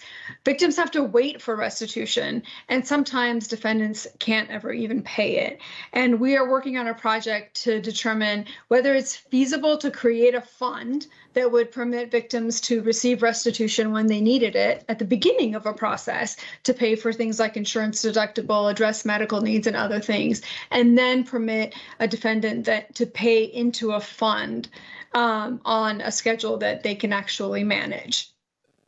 Another way in which we serve people harmed, the wider community and people who've done harm, is through restorative justice. And we just signed an MOU with Restorative Arlington and the Court Services Unit to launch Heart of Safety.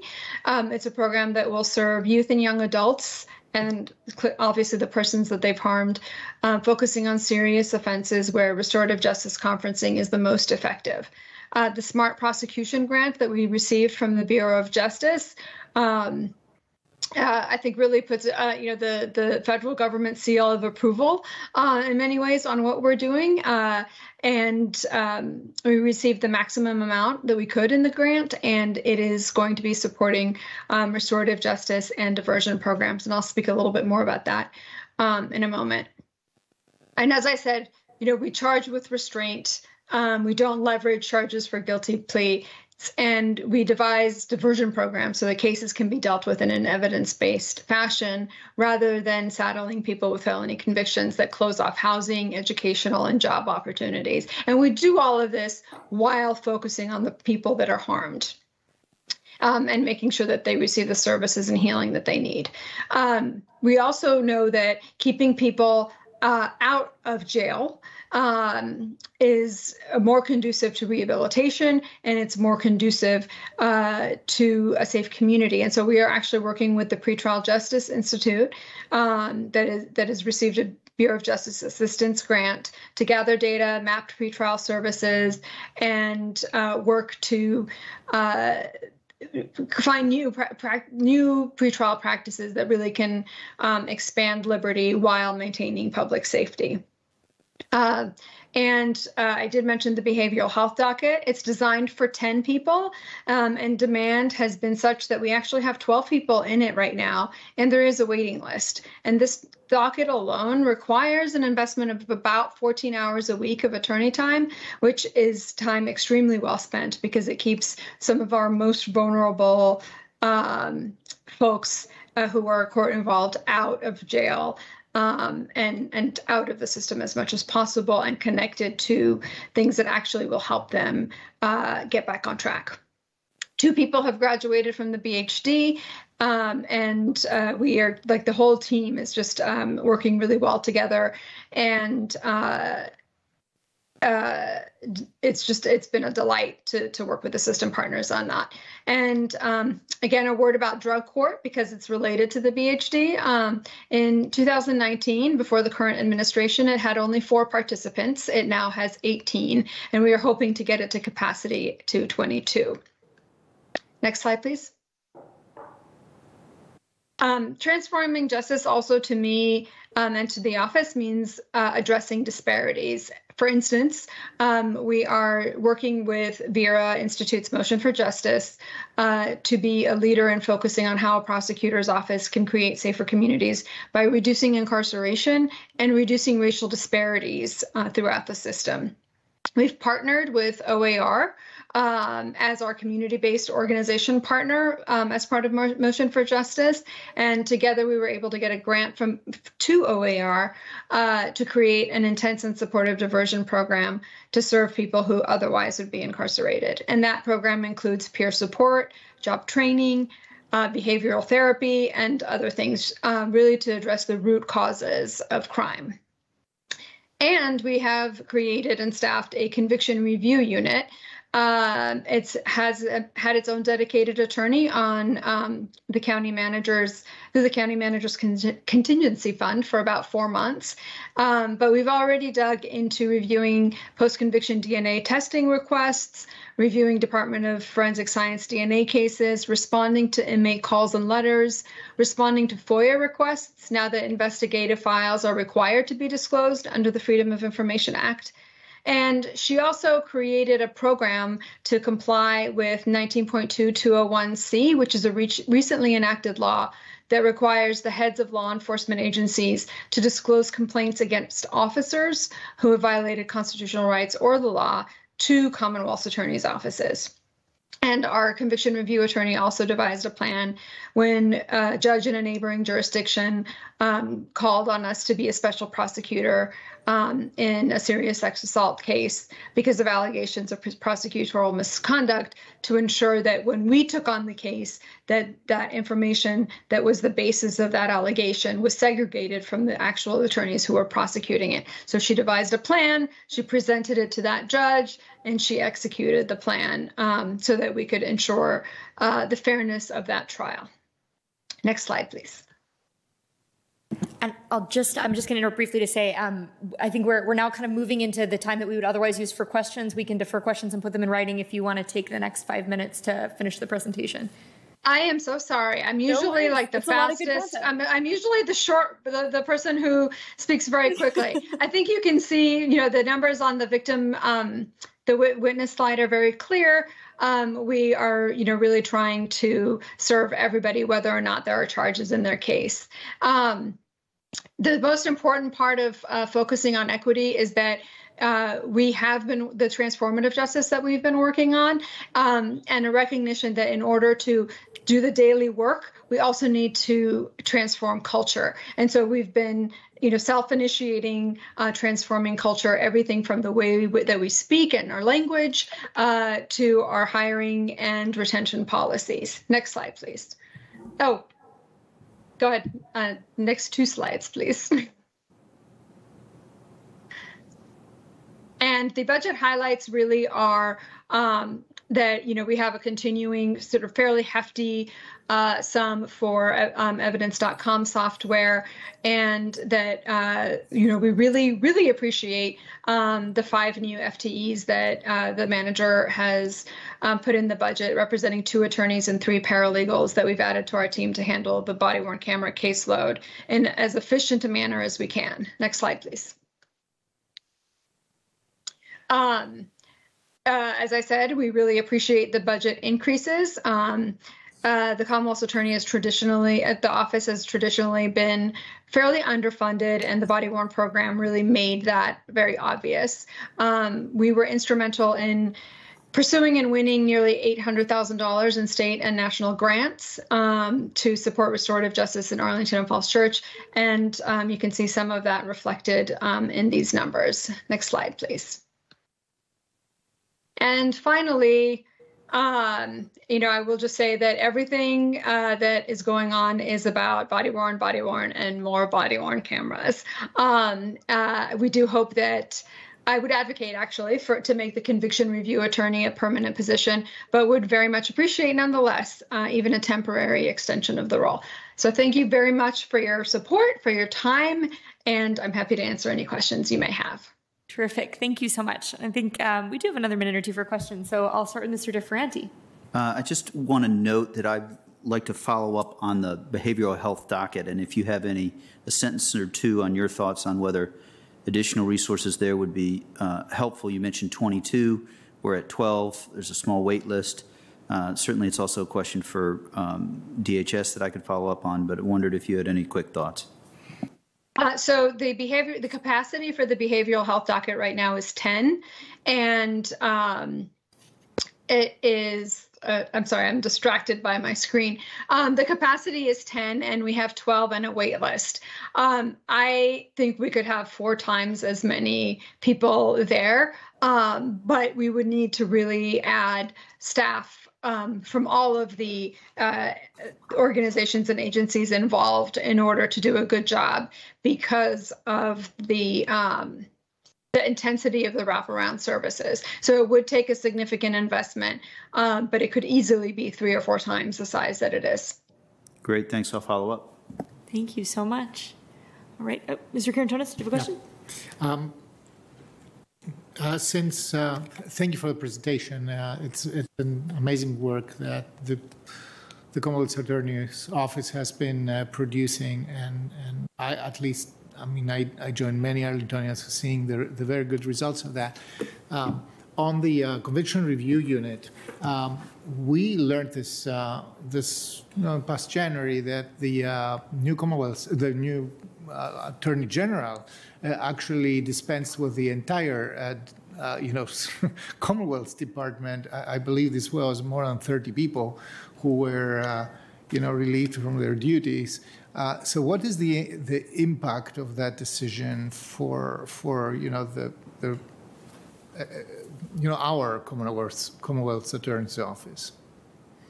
So I want to start with the caveat that the Commonwealth's Attorney, generally speaking, can't go into court and ask for a conviction to be reconsidered. And so that would normally be the respondent in that case would normally be the AG's office.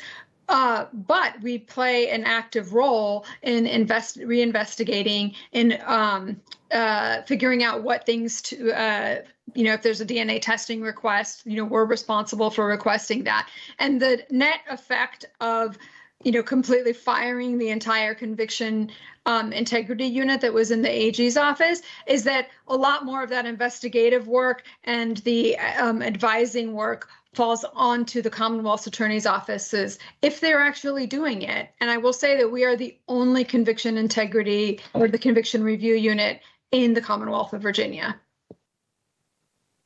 Thank you. And one of only 45 in the entire nation. Great, thanks so much.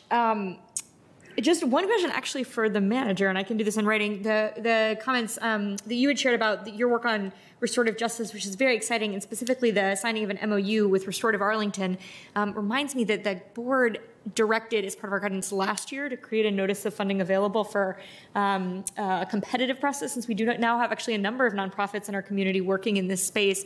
And as we try to transition this from kind of a government-based effort to the best practice of a community-based effort, we're looking to find partners to do that. Do you happen to know an update on the status of that, or is that something we could ask for in writing and follow up? Well, I'd be happy to follow up in writing, but I've been keeping the Commonwealth's attorney apprised, as I have other people who will be responding to the notice of funding availability. It is going to come out, and I'm not trying to be clever by saying it's going to be coming out in the spring. In this fiscal year. We have not forgotten about it. We're in the process of completing the draft on that. Okay. I know that we have someone who's working in my office, Ms. Lightly, who is going to be rolling off our roles at the end of June, and they're working on incorporating themselves as a 501c3. We've been talking with CIFA and some other organizations, and we're keeping them apprised of the developments there. That's terrific. Thank you. I'm glad to hear that that's underway. Okay, well, I think we'll go ahead and move on to our next presentation. Mr. Ganagdafti, thank you. I think the sheer scope of your work makes it even more impressive that you could take the time away to be with us today, and really appreciate the update on all that you're doing, as well as the budget impacts in the year ahead. So thank you again. Thank you so much for all of your support. Excellent. All right. We will move along next to the Chief Magistrate, represented by our Chief Magistrate, Bruce Adams. Welcome, Mr. Adams. Glad to have you this afternoon. Thank you for having me.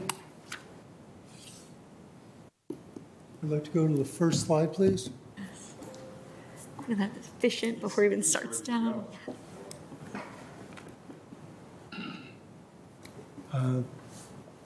That's our department mission. It is lofty, but it comes into effect because of the very hard work and diligence of my staff. Lofty goals can only be implemented by people working hard and doing the right thing. I'd like to go to the next slide, please. Thank you. These are the highlights of what we do. They're not exhaustive of what we do.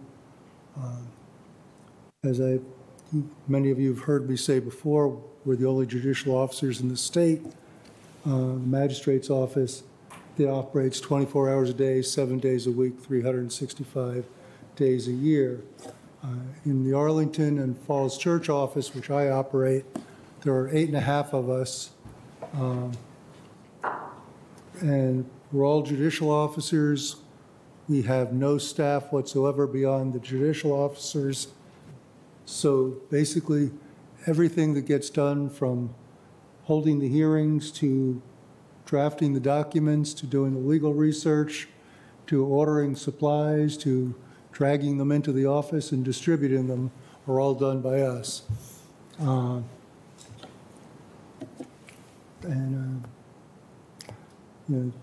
I think is important to remember, that we do, you hire us as judicial officers, and we do everything else besides that makes the office work. Of those 8.5, only 1.5 of us currently are receiving the county supplement. Myself and our part-timer, we're the ones who, he's been here for over 20 years, and I'm going to be dating myself. I've been here for almost 28 years. It's, we expect a lot of the magistrates, and they perform magnificently. They deal with everything that comes in the door. People come and and when they show up every day, we don't know what's going to happen. We could be dealing with, releasing people, holding bond hearings, issuing search warrants. For the other day, dealt with everything involving a number of search warrants for murders and everything else. And we operate is under very difficult and trying circumstances. And I'd like to go to the next. Since the COVID era will probably factor into that, I figured I'd go right to there since I know I'm a minuscule budget and I don't want to take up more time than you want. We operate out of our offices. Our hearings are primarily in person. All criminal matters are in person or in rare circumstances by video. We did not have the option of telework. The precautions we did have to take during the pandemic were, for a while, we held our hearings with glass in between us and the other people. But that was the only real precaution other than scrubbing the office and on a regular basis that we could take. We had to be there 24/7, and we are now again using our hearing room for face-to-face, although we have put up a screen to so it helps a little bit, but terms can get around screens. But we can only do what we can do, and people are entitled to proper hearing in front of a judicial officer under the circumstances that happen when they're brought before us.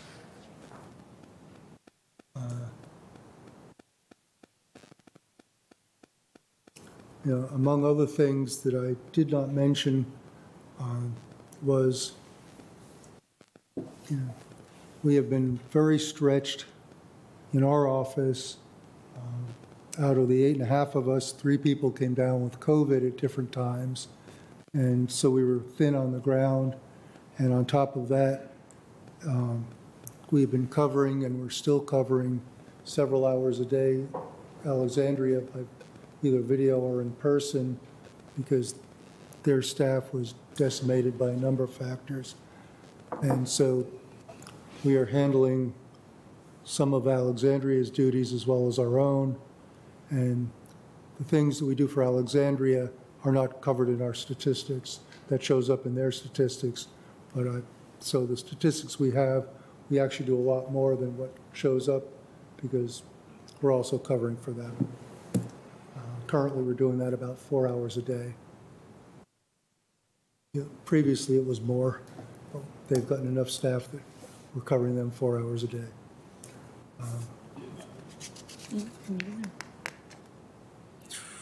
And next slide, please.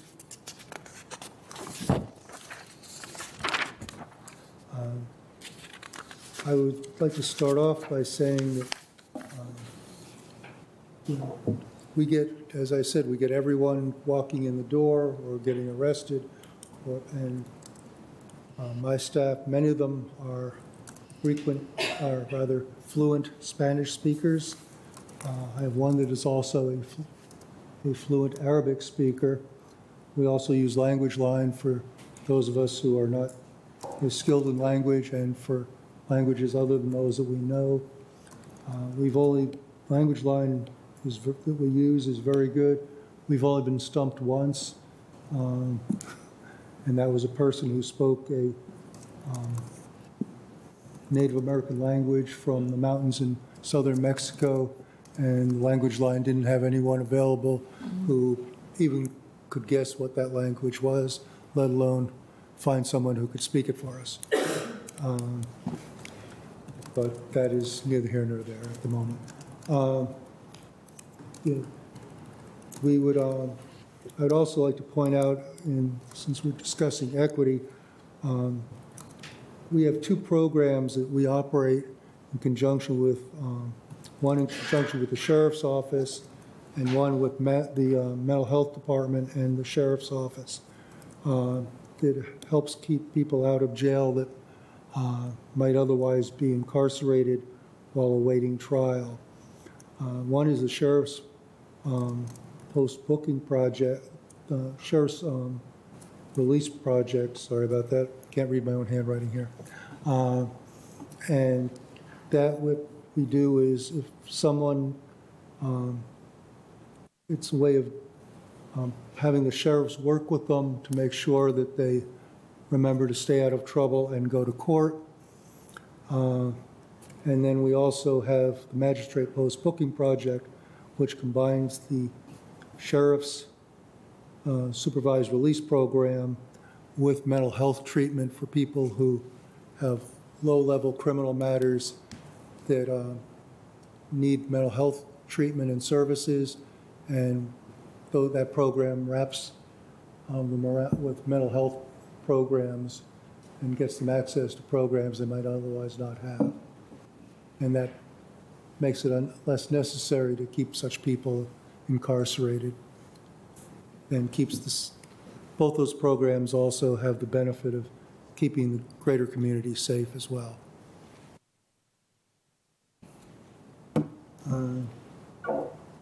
Next slide, please. That is what we're asking for. I would just point out, we normally don't ask for anything major. We use whatever we have available as long as it lasts. And when it dies, then I come begging. So just keep that in mind. If I come in next time and I'm asking for more than that, it's because major assets that we've been dealing with as long as possible have finally given out. I guess number 6. Next slide. These are our estimates of the various hearings we do. Again, they don't include Alexandria, and if we cover others, courts and jurisdictions. The other thing I will just tell you straight out is every projection I have up there that is not from last year or before is just my best guess. Sure. I cannot tell you. I've been involved in the legal, in the law for 43 years now, and as a magistrate for 32. If anyone tells you what the crime rate is going to be next year, they're kidding you and themselves. Crime rate goes up and down. The mental health crises go up and down. There was a drop during the pandemic, but as soon as society started opening up again, as the Commonwealth Attorney said previously, there was a whole series of crimes and mental health issues that just skyrocketed. Yeah. And it just, I'll let better people than I explain that one. Absolutely. It's one of those facts of life. That's right. I think this has been a big theme across our human services conversations as well as others. Yeah, so I'm going to, maybe if we can have just a minute or two for questions. Sure, that'd be Thank you fine. so much. We'll start with Senator Ferranti. Sure. As part of the ride along with the police, I got to see that one big room where you guys spend so much time. Room that we're back into, yes. So several in your office have such long-standing commitment. You mentioned 28 years, and you mentioned in your equity slides about some of the issues that have come up more, mental health, et cetera. Is there, there's defined parameters that you operate within with respect to the law, but there's also, we're learning a lot over that time period. And there's, I don't know the standards for magistrate required trainings and continuing education, but are there pieces, equity-related pieces of resources that might be helpful for you all, or trainings or resources that might be helpful, keeping in mind full respect for every time I've been in there, I think of the amount of work you guys have done, all of the members and men and women, but I just wondered if there are resources as you continue to update thinking with respect to mental health and equity that you have. Thank you. Yes, I'm involved in a number of the ongoing projects. And before I came here today, we have a monthly meeting that's combined mental health with the judicial system and law enforcement. And we monthly discuss what's going on and how things can be dealt with. The training, we get training twice a year from the state that brings up all sorts of issues, not just legal, but also things dealing with mental health and other aspects. So, if anything new comes up, I get a monthly report from the state of issues they want me to bring to the attention of my staff that I pass on to them. And Great. Well, that sounds like it's covered. I certainly also, at least for my own part, could be, if there were additional trainings that you were interested in or your team was interested, I could be open to that as well, just mindful of the... Yes, yeah, we have, in the past, we have taken courses from mental health here. I've sat through, I think, 3 of them over the last several years. And as we get new staff, when they're holding these programs for other members of the Arlington County system, I send my new people to get that training as well. Great, thank you. I think I only have one person who has not gone through it yet, and that's because they haven't been offering it. He got hired during the pandemic, and they haven't been offering that particular class. When it comes up again, he'll be going. Thank you. Let me go to Ms. Garvey and then Mr. Dorsey. Oh, thank you. Thanks so much. Thank you for your service. About the only time I ever hear about the magistrate's office is this hearing every year, which in my line of work indicates that you are doing good work. Quick question about the Alexandria. I'm glad you're helping out our neighbors in Alexandria. I noticed on the budget summary that you are predicting higher increases for revenue because of projections in Falls Church. So how is Alexandria? Are they paying for the time? Is this a trade? What's happening? State officers who have legal authority for pretty much everything throughout our region, which for us is Arlington, Alexandria, Fairfax, and Prince William, that we can issue processes and deal with these issues. And because Alexandria was an extremis with a shortage of staff, the state ordered me to basically provide them with backup, and I'll be doing that. I've been doing it for the last several months, and I will be doing it probably indefinitely. They normally have, I think, 8 people, including the chief, whereas we have 8.5, and they are, I think, back up to 5, including the chief. And so just to operate 24/7, they have a gap of 4 hours a day, which we cover at this current time. All right, well, thank you. They ought to send you cookies or flowers or something. Thank you. It's interesting. It's just one of those things when your boss orders you to do something, you do it. Yeah. Okay, thank you. Thanks. Mr. Dorsey. Thank you, Madam Chair. Try to make this brief. Thank you, Mr. Adam.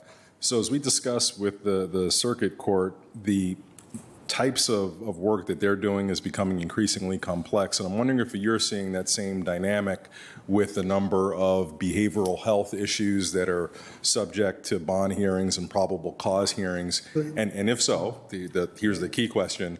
Given all you're doing for Alexandria, given that your staff has remained stable, I think, at that 8.5 for a little while. It's permanently going to be that. Basically, there's no, the state is cheap. I don't want to say that, but they're not going to provide us with any new staff. So is it logical for me to think then that if it's true that cases are becoming more perhaps complex and involved because of the nature of them, and you have fewer, if you have the same number of resources and the same amount of time during the day, the question is, are you able to spend sufficient enough time resolving these complex issues? Whatever time it takes for every hearing, and then sometimes it means the next one has to wait till we finish the first one. We give everyone the proper amount of time for the problem they have in front of us. Okay. So the outcome that we would see is that things would just take longer because? Well, a lot of times it just means we don't get to eat. But, hence Ms. Garvey's cookies. That's sort of smug, perhaps, but no, we just, things that we just don't take a break. We do have a certain amount of overlap most of the time. We have people coming in about 2 hours before the other person leaves, so that if there is a problem or things have gotten backed up, the next person can jump in right away and take on those things. If things were really bad, if I'm not there, I can come in. And if they have a problem, I operate, Chief Magistrate, all of us do. We operate 24/7. We live with a phone next to our head. I think today when I left my phone in the office was the longest I've been without a phone in my pocket since I became chief in 2013. So if there is something that they need or a question they have, they talk to me on the phone. And I said, in emergencies, I come in no matter what. Well, on that note, we can let you get back to that phone in your pocket. Thank you for all of the work that you do and for taking the time with us today. We really appreciate it. I appreciate your support. And I said, there will be times I will be coming hat in hand for more than I'm getting today, but that's because, I said we just use everything until it dies, and then we need to get it replaced. That's right. That's it. Absolutely. All right. Thank you again. You guys will be holding that over me for the rest of my career. Have a good day. Excellent. Thank you so much. All right. We are also glad to welcome the Juvenile Domestic Relations Court. And I believe we have Mr. Conklin as well as representation from our judge herself. Judge Robb, great to see you. Thank you for joining us. And if you both want to present together, we can bring an additional. No, excellent. I'll just let you take the lead. Do an introduction, really, and let Mr. Conklin take that more detailed work. Excellent. But I'm so grateful to be here today in person, even, and continue to want to express our deep appreciation and gratitude to the county board for your support for all of our programs, especially our group homes. And when I go through the state and so forth to judicial conferences and other meetings, there are a lot of my colleagues throughout the state who are very envious of what Arlington County has to offer the juvenile court. And so not only the array of services, but the depth of services as well. So thank you. Thank you. Thank you. Could I encourage you as well to just bring the microphone a little closer? Sure. That helps us hear you and anybody following along on the recording. Continued appreciation, too, for the technology services, for continuing to maintain the equipment that we were able to get during the early part of the pandemic. And I'm looking very much forward to the renovation of the courthouse, because the juvenile court space is not safe, really, for litigants or anybody else. There's only one waiting area, and that makes it complicated with such high conflict cases. We are excited, tremendously excited about the reduction of juveniles that are in our detention facility. And as of today, there's only one child there who is on a suspended commitment, and she is in the post-dispositional program, doing very well and expected to be discharged very shortly. So that's exciting. We've also made significant changes in how we handle probation violations on technical violations, which results in less involvement with youth in the court. So today we have with me Mr. Conklin, who's director of the Court Services Unit, Deputy Director Rick Stroback from Court Services, and Renika Larte, who is our Clerk of Court. So I will step aside, be happy to answer any questions you might have of me, but I'll let Mr. Conklin present. Fantastic. Thank you so much, and thank you for coming over to join us today. Mr. Conklin, always a pleasure to see you. Thank you, Madam Chair, members of the board. It's great to see you, Mr. Schwartz. I promise to be efficient in walking through our slides. So let's go to the first slide, if we could. I will go to my glasses. I'm just going to hit the highlights of this page. The key words on first slide, Joseph. Mr. Barksdale, first slide. If you want to keep talking, I'll catch up to you. We have a copy ourselves. So. Oh, you do? Okay. All right. Diversion, equitable diversion, evidence-based, evidence-informed services to youth and adults, promoting safety with families and the community. Those are the key goals that we have in our juvenile court service unit. Next slide, please. Judge Robb mentioned some of the items related to judges' chambers, but this is the first function of our funding request. We have two JDR judges. There is one vacancy, which we're looking forward to being filled, hopefully soon. And as Judge Robb mentioned, courthouse renovations and technology are key things there. Next slide, please. The second function of JDR is our Clerk of Court. I will express on behalf of Ms. Lardy, the judge, myself, the gratitude for the supplement for the clerk's office. It makes a big difference in retention and recruitment of staff in some very difficult to recruit positions. Next slide, please. The next function of our court is really the court service unit. There are several aspects of our court service unit. The new one on this list, it's not a new function, but it's new to this list, is our early diversion services. And what I will tell you about that, this is really something that we're proud of in juvenile court.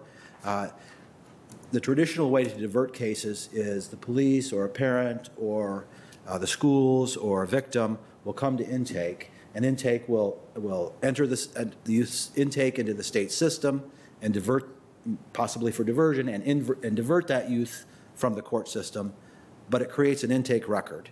That entering of a youth into the system puts them at greater risk, even at a diversion, for future court involvement. So our early diversion program is designed to avoid putting that youth's name in the state system. So we're pretty excited about that and have really taken that in some new directions. I have a slide farther on where we'll talk more about that. And then the other three are our traditional court functions of intake, probation and parole, juvenile probation and parole, and adult domestic violence unit and their work for probation.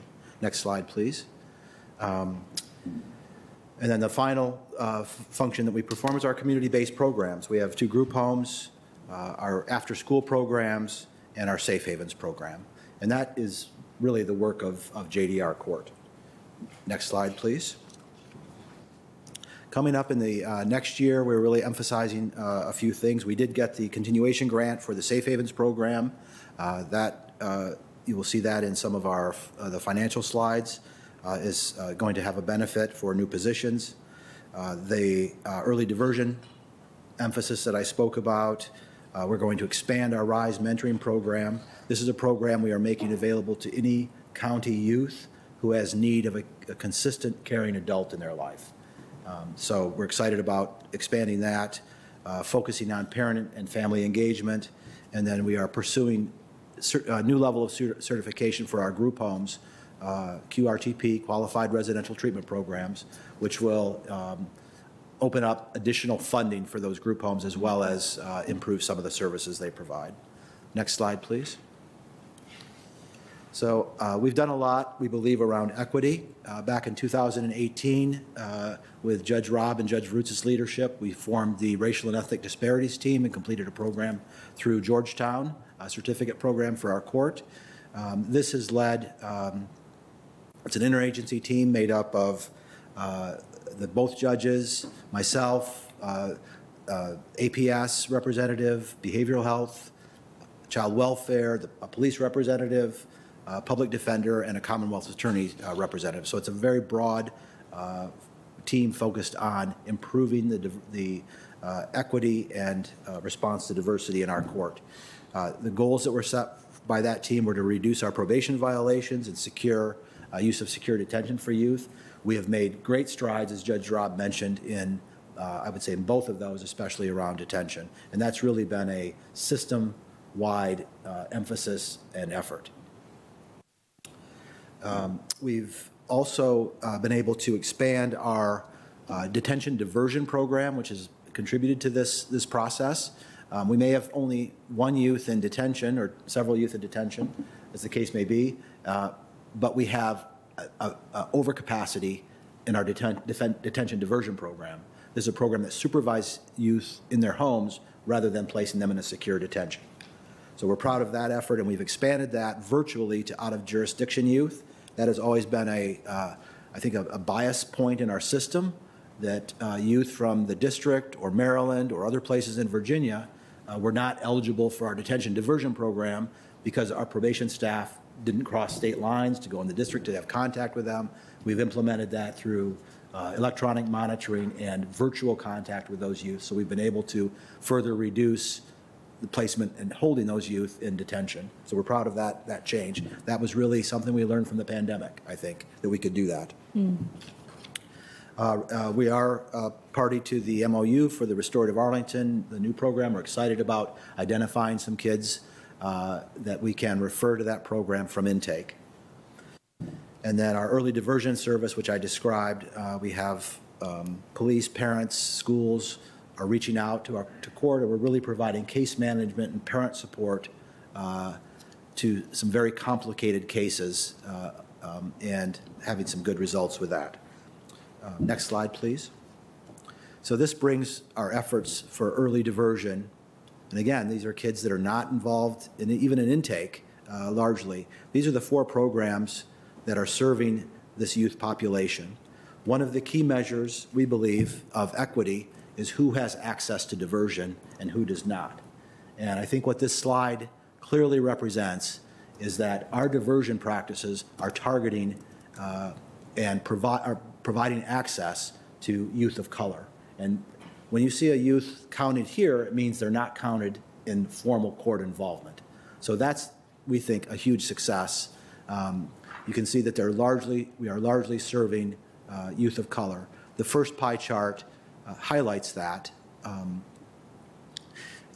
We wouldn't want to see this for court involvement. This would mean we were largely serving court-involved kids. Yeah.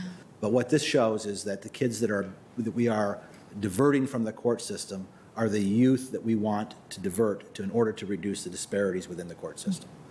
And then the bottom chart is our detention diversion program, which is really designed to reduce placement of youth in detention, and that also is serving largely youth of color and avoiding their being held in detention.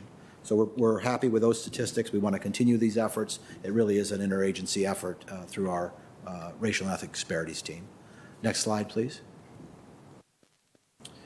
I won't say much about this. It just reflects our Safe Havens program and the grant we got for that. So next slide, please. Again, our Safe Havens grant and the change it had on our budget, no budget impact reflected there in the FTEs. Those positions are largely grant funded, and so but we're happy to have that grant.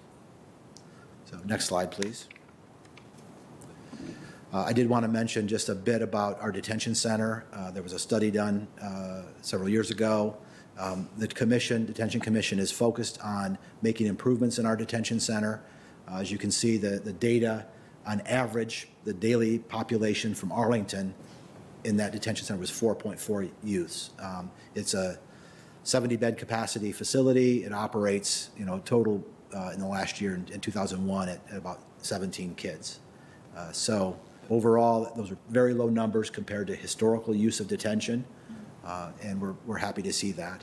But we are working with the Mosley architectural firm on renovations to the center to normalize it and make it as appropriate from a developmental standpoint and a mental health standpoint and a trauma-informed standpoint as we can.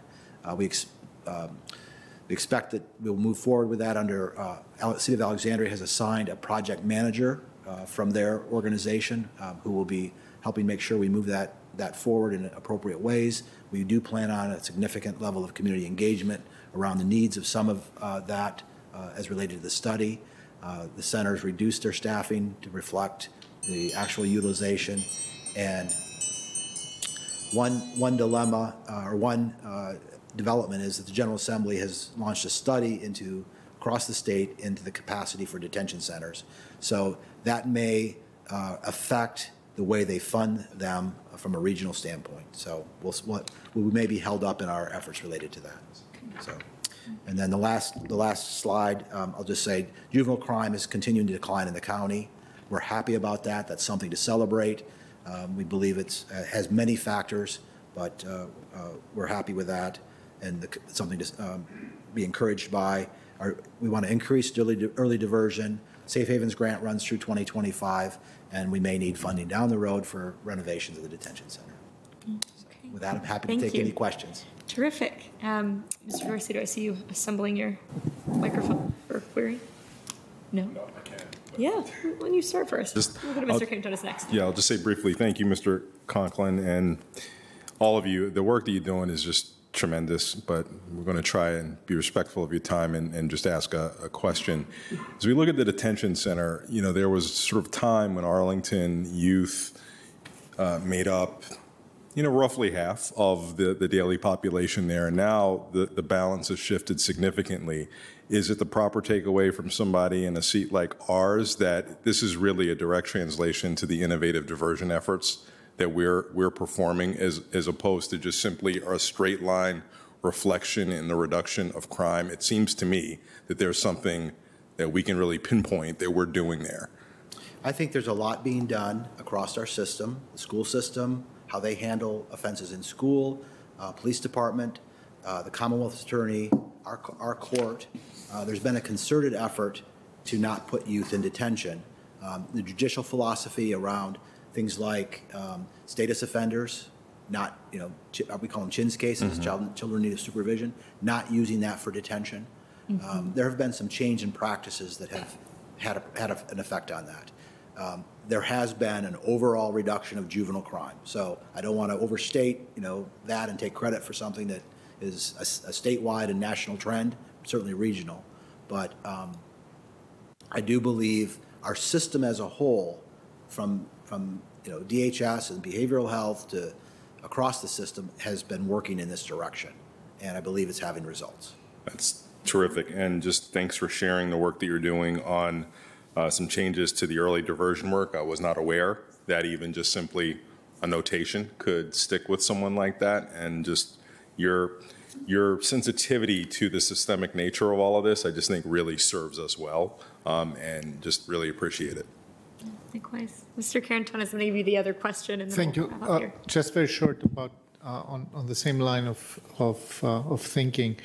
First of all, thank you very much. I really appreciate, and I couldn't overemphasize the systemic approach on diversion. That obviously is working. So one of my questions is, so can you imagine that, you know, these 4.4 youth that we send to the juvenile detention center could be eventually absorbed by the programs in Aurora and Argos, or by similar settings that are definitely, you know, different than the detention center? The way the process often works, we attempt to do that wherever we can. I mean, I think we want our programs to be alternatives to detention. But there still will be moments where youth are placed in detention at some point in the process. Some kids. We divert those, we monitor them in other ways, but you know, we've gotten that number down. I think that was 2021. If we look at 2022, you're going to see it even lower, is really from 4.4 average. Like Judge Robb said, we have 1 youth in detention today. So I think getting it to 0, I don't know if any jurisdiction has been able to do that, but we do use our group homes and other resources as a way to address those concerns. But there are, I think getting to 0 is going to be tough, if not, I won't say impossible. There's always hope. Yeah, that's fine. Thank you.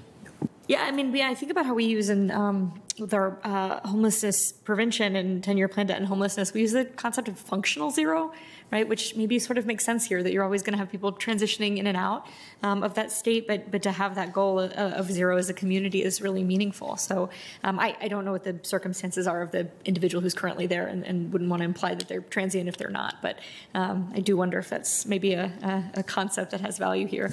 I'll say for my part, now I'm alerting myself to stop talking, but just as we wrap up, I really appreciated the point about the racial disparities you're looking at in terms of who is in diversion programs, and actually that is where you want to see, good representation, because it means it's not shown up elsewhere. And I thought, okay, well, are we tracking what the racial composition is about the other end and people who are actually finding their way into detention? And what a happy reason to not have that data, because our N is so small.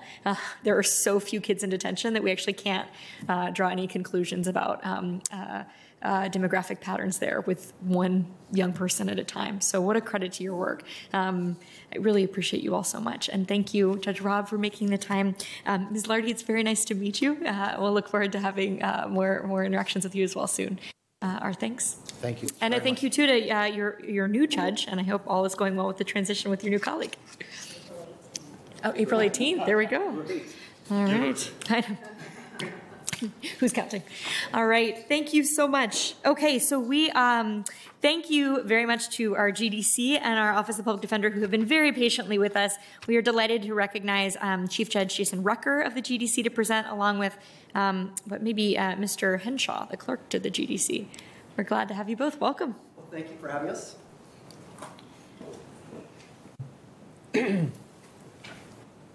Good afternoon, Madam Chair, members of the board, county manager, members of the public who may be watching. Thank you for allowing the General District Court to present with you today. With me is also our General District Court Clerk's office. We decided it would be more efficient to consolidate our presentations. I think I'll go first and ask Mr. Henshaw to step in near the end when he'd like to. So my name is Jason Rucker. I am one of 3 judges with the Arlington County General District Court. My colleagues on the bench are Judge Fran O'Brien and Judge Dan Lopez. Our court administrator is Tara Piper. And as I mentioned, our Clerk of Court, Brian Henshaw, who's here with me today, also presenting with me today. Our department overview: the General District Court is a trial court level. We hear criminal matters, traffic infractions, civil matters. The slide that you have in front of you sets out our jurisdictional, or at least a brief summary of our jurisdictional limitations.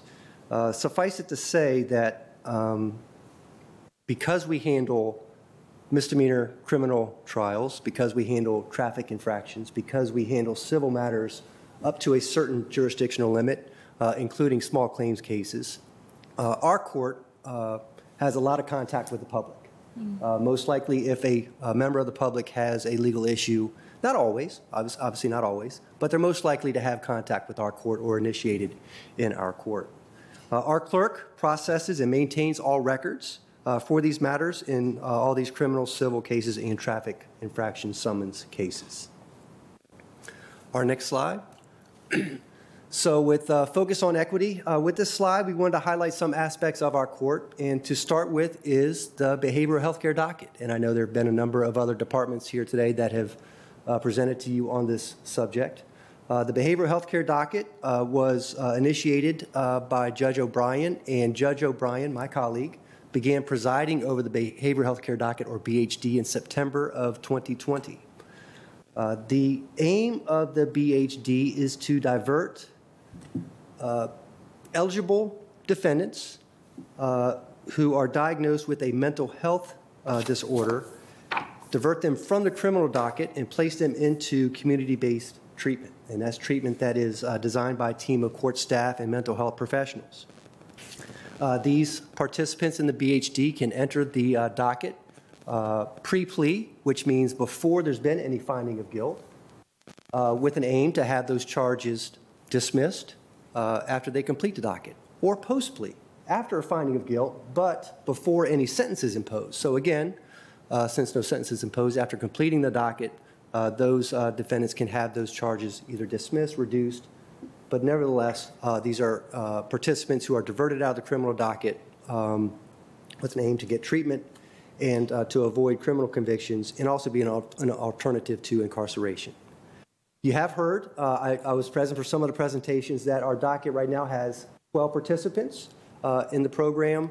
And what I haven't heard were really a listing of the stakeholders that are involved. It is really an incredible collaboration of many departments that work together to make this docket a success. And first, Judge O'Brien, our court, who presides over the docket, but also the Department of Human Services, their staff, mental health professionals, peer specialists through the Department of Arlington County Department of Human Services, the Public Defender's Office, their staff, mitigation specialists, sentencing advocates with their department, as well as an attorney that comes to the docket, which we meet once a week.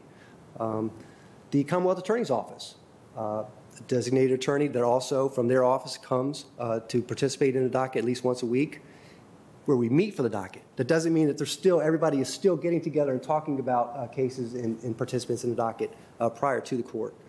Also, Commonwealth Attorney's Office, I would imagine their victim witness specialists also may be involved to also participate in the program. Supervised Probation Department, our Community Corrections Unit, involved with the program. Our Sheriff's Department, the Sheriff's Supervised Release Program, the Pretrial Release Program, involved with the Behavioral Health Care Docket. Arlington County Police Department involved with the HD Docket. All of these departments, like I said, it's just an amazing effort by all these departments to work together to provide treatment for these eligible defendants with mental health diagnosis. Additional outreach, we have reached out to Legal Services of Northern Virginia. Outside of our civil courtroom, we have designated a room designated solely for Legal Services of Northern Virginia to use at their convenience so that they can meet with tenants who are involved with unlawful detainer or eviction proceedings, meet with those tenants before their court so that they can explain any questions, explain the process. Also, make sure those tenants are aware of the resources that are available to them, the Virginia Rental Assistance Program, Virginia 211, other resources that are available to assist tenants. Our court has also listened to and reached out to and spoken with the Tenant Landlord Commission. After hearing from them, we have revamped and changed our civil filing cover sheet. Whenever a landlord wants to initiate an unlawful detainer action, they need to certify that they are aware of the notice requirements that they're required to give the tenants before they can even initiate an unlawful detainer action. Those notice requirements are that they need to inform the tenant of the tenant's rights and responsibilities, which is a Virginia legal requirement by statute. Also, information about Virginia rental assistance and Virginia 211, those types of resources that are available for tenants. They need to certify that. Next slide, please. So we have in front of you on the slide our 2023 budget summary. I hope that those figures speak for themselves. We haven't had much of a change, as you can see in our budget. Any questions, we can always come back to that. But next slide, please. Some key budget considerations. Let me start with by mentioning that we have 4 courtrooms on our court floor where we operate our courts. 2 of those 4 courtrooms have been upgraded with integrated technology improvements. The other 2 courtrooms are scheduled to have the same technology improvements incorporated into each of those courtrooms. That technology is used whenever we have electronic evidence that's being introduced, most commonly because with Arlington County Police body-worn camera evidence. Whenever that evidence is being introduced, we use that technology equipment. It's been completely necessary. So thank you all very much for getting that for us. In addition, that equipment has kind of dovetailed into the need for virtual hearings. Obviously, with the COVID pandemic, we had to transition over to using a lot of virtual hearings. That equipment helped us, made it very efficient for us to do that, made it possible for us to do it. So again, thank you all very much for providing that equipment for us. We continue to use virtual hearings. On this subject, let me also mention and give consideration to some other departments that we partner with. In particular, our Sheriff's Department and the Sheriff's Supervised Release Program, the Pretrial Release Program. That's a program where criminal defendants who are pending trial and who are released on bond, released into the community while their case is pending trial, the court may place certain requirements on that individual to meet certain requirements. And the Sheriff's Supervised Release Program or pretrial program monitors those individuals to make sure that they are complying with those requirements and report to the court if they're not. Also, our Supervised Probation Department or the Community Corrections Unit. You heard from Judge Newman today, and he commented how their criminal cases have declined, the felony cases have declined, and a lot of that is due in part because the felony cases are being resolved in our court. We have jurisdiction to resolve misdemeanors. Many of the felony cases now are being reduced to misdemeanors. Someone is found guilty, they may be placed on supervised probation. And supervised probation is an alternative to incarceration. And we are seeing many more cases resolved in our court, placed on supervised probation. Also, we are seeing more individuals being placed on bond, being placed in the Sheriff's Supervised Release Program. If you hear from these agencies on the need for additional funding, additional staff, we can acknowledge that there is that additional need. They are getting more clients, more participants in each of these two programs, the Sheriff's Supervised Release Program and the Supervised Probation Department. Again, I acknowledge that if there's that need, if you hear that from those departments, I can acknowledge that we see it also, that they could use the help.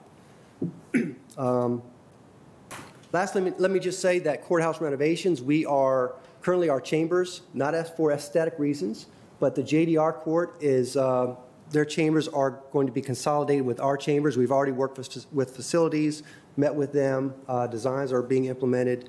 There may be a need to reach out for some, different shelving and things like that. So just a small topic. Just want to let you know that that may be a future need as well. That really concludes my presentation that I had. What I'd like to do now, if you'll permit me, Madam Chair, is turn over to Mr. Henshaw to see if he has anything he'd like to say. Absolutely. Would that be okay? Yeah, I think that's fine. We'll have a little less time for questions, but I think that's sure. fine. Yeah. Thank you. Good afternoon, members of the board, Mr. Manager, members of the staff. It's good to be back in public. I will make my presentation very brief. I just wanted to give you kind of an update of what we've been doing from the standpoint of some of our technology improvements we've made. First and foremost, I'd be remiss if I didn't say on behalf of the General District Court that we're very appreciative of the county's support for the employee supplement. This is something I always come to you annually and thank you all for it because it does make a big difference within our office. What this does is it provides staff members with a little bit more of a comparable salary for living within the area, but it also makes us a little bit more competitive when we are going through turnover. Unfortunately, General District Courts around the state actually do go through a good bit of high turnover. We're very fortunate in the fact that we actually are able to fulfill positions where I know other General District Court clerk's offices throughout the state aren't as lucky. So we're very fortunate for that. I think a good contributing factor is because of that supplement. So we are very appreciative of that. With regard to outreach, I just wanted to touch base a little bit on behalf of the General District Court Clerk's Office. First of all, I'd like to publicly thank the department or DTS department for their continued support and assistance for upgrading our presence on the county's webpage. It has been crucial. We've been trying to get a little bit more of a presence on your all's webpage, and I think we've been successful at that. During the course of the pandemic, we were able to create online virtual hearing applications, which made the process a lot more go by a lot more expeditiously. Currently, we're in the process of working with DTS on creating an e-filing portal for the General District Court Clerk's Office, and this will be for public use and for members of the law community. So we've been working very efficiently with them, and we're actually looking forward to launching probably within the next month or so. With that being said, we're going to hopefully continue our excellent working relationship. And for the first time, actually, within this past year, we actually have control of being able to make updates to our own website, which is historically the General District Court Clerk's Office could not do so. So we can even announce it foreclosed because of inclement weather now. So it's great. With that being said, only other thing I really wanted to touch base on was the continued investment in the courthouse renovations. We're fine with taking time on that, but we do support those improvements. With our venture into e-filing, which is not about improvement, but is improvement in office, depending on how successful it is, we may have to return to a same kind of system very similar to our colleagues up in the circuit court. That has implemented. If the volume, because we just only have so much staff that we can contribute to handling it, if it becomes a need, we may need to approach about getting supplemental software to actually handle that public use. It's not within our budget. So I don't want to stress the county manager out. It's not within our budget, but we will. I did want to let you know that we may have to look at making replacements to our system furniture in the coming years, just because it's starting to get a little bit outdated and we can't repair it as quickly. But we will continue to work through the proper departments to help make that a possibility. So I just wanted to just give you kind of a forecasting of the future, because that's what we do when we really look at budgets. So with that being said, I will basically, in my presentation there, we'll be happy to take any questions. The only other thing I did want to say is I also wanted to thank the Department of FTC and FMB. They have been extremely great to work with, very responsive to us. The General District Court Clerk's Office, and even also our colleagues in Juvenile and Magistrates, we're state agencies housed within your all's county facilities. I understand that relationship and very appreciative of that relationship, but at the same time, it sometimes makes things a little bit more difficult, and we've been great to work with, especially during the time of the pandemic. So. Glad to hear it. And what a perfect way to actually describe everybody we've talked to today, which is state agencies housed within county government. I've always sort of struggled to articulate the exact nature of the relationship, and that was terrific. Thank you both so much. Let me go to Mr. DeFrente and Ms. Garvey for questions this time.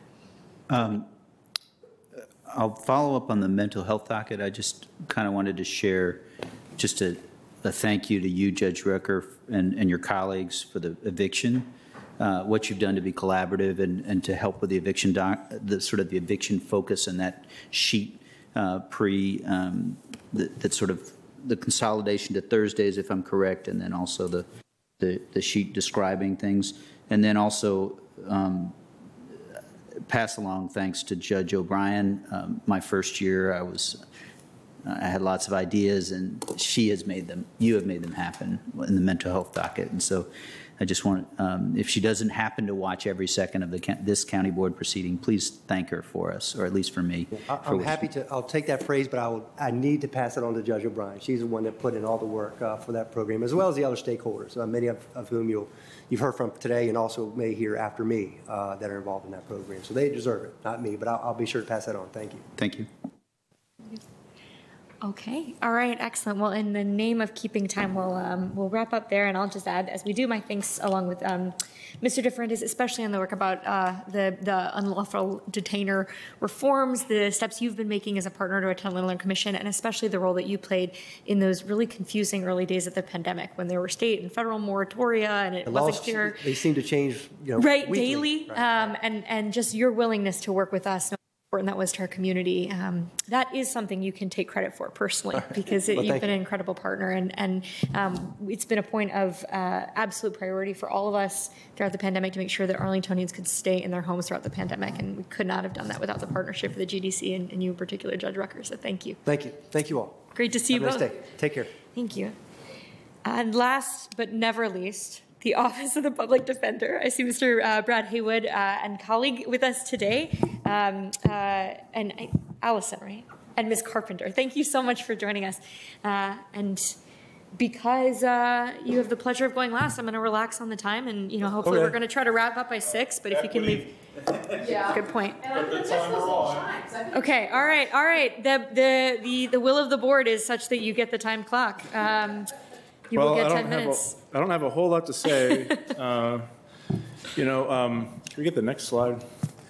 I think the reason you give us salary supplements is because of the mission that we have, and it was the same last year. It's been the same for a long time. It's the same throughout the Virginia Indigent Defense Commission. And really, we only believe justice is possible when we fight zealously and compassionately with our clients at the center of our work. And the only way that we're able to do this consistently, especially in a place like Arlington, is if we can attract and retain talented, diverse staff. And so that's, first of all, I would just like to say thank you, because this is incredible that Arlington's been leading the way on this issue. I actually, when I have conversations with people from other jurisdictions, I like to tell them that Arlington has the highest paid public defenders in Virginia, which is sort of a funny thing to say, because of course we're still underpaid, but it is really great to know that we are supported by the board and the county manager. So thank you for that. Can we get the next slide? So this is actually the same exact slide from last year. Like I said, the mission has not changed, and I think that we have just been working on enhancing these parts of our practice. So one thing that I feel that we're in a really great place with right now is our attorney staff. We have 12 lawyers. Well, we're hiring for one right now, so there are 11 currently in our office. And it's just a great group. And the last few that we've hired, a couple NYU law grads and a stellar public defender with some experience from Fredericksburg who just joined us. And not only are they awesome in court, but we're just unified as an office and a team. And I think you really need that kind of environment to succeed in our field, just given the stresses that we're under. So I feel like we're in a fantastic place with our trial advocacy. And I think as the county board knows, we obviously think that there's a role for us. I think it's a really important role with a lot of the community engagement and a lot of the institutional advocacy. I think we provide a really valuable perspective that people need to hear. I think a lot of the other stakeholders that are involved in some of the institutional advocacy or just the reform efforts maybe don't have the perspective that we do, working directly with our clients. And then also I think that sometimes politics gets in the way with some other stakeholders and not being able to be as candid or share as much about some of the issues we're facing as a county. And of course, I think and I'll touch on this in a minute, but we continue to be really involved in the county funded diversion efforts. Can I get the next slide? So I think if you see in the budget narratives, our caseloads dropped a little bit in terms of raw numbers, but our work has not. As you all know, I think because it's been in the news a bit, but we have a disproportionate number of clients with serious mental illness, and that's because, even compared to most public defenders, we have it exponentially more, and I'm not exaggerating. We have the most Arlington sends more people than any other jurisdiction to Western State Hospital for competency restoration. I think you've probably seen that figure. And you can just imagine kind of how that sort of flows over into the work we've got to do.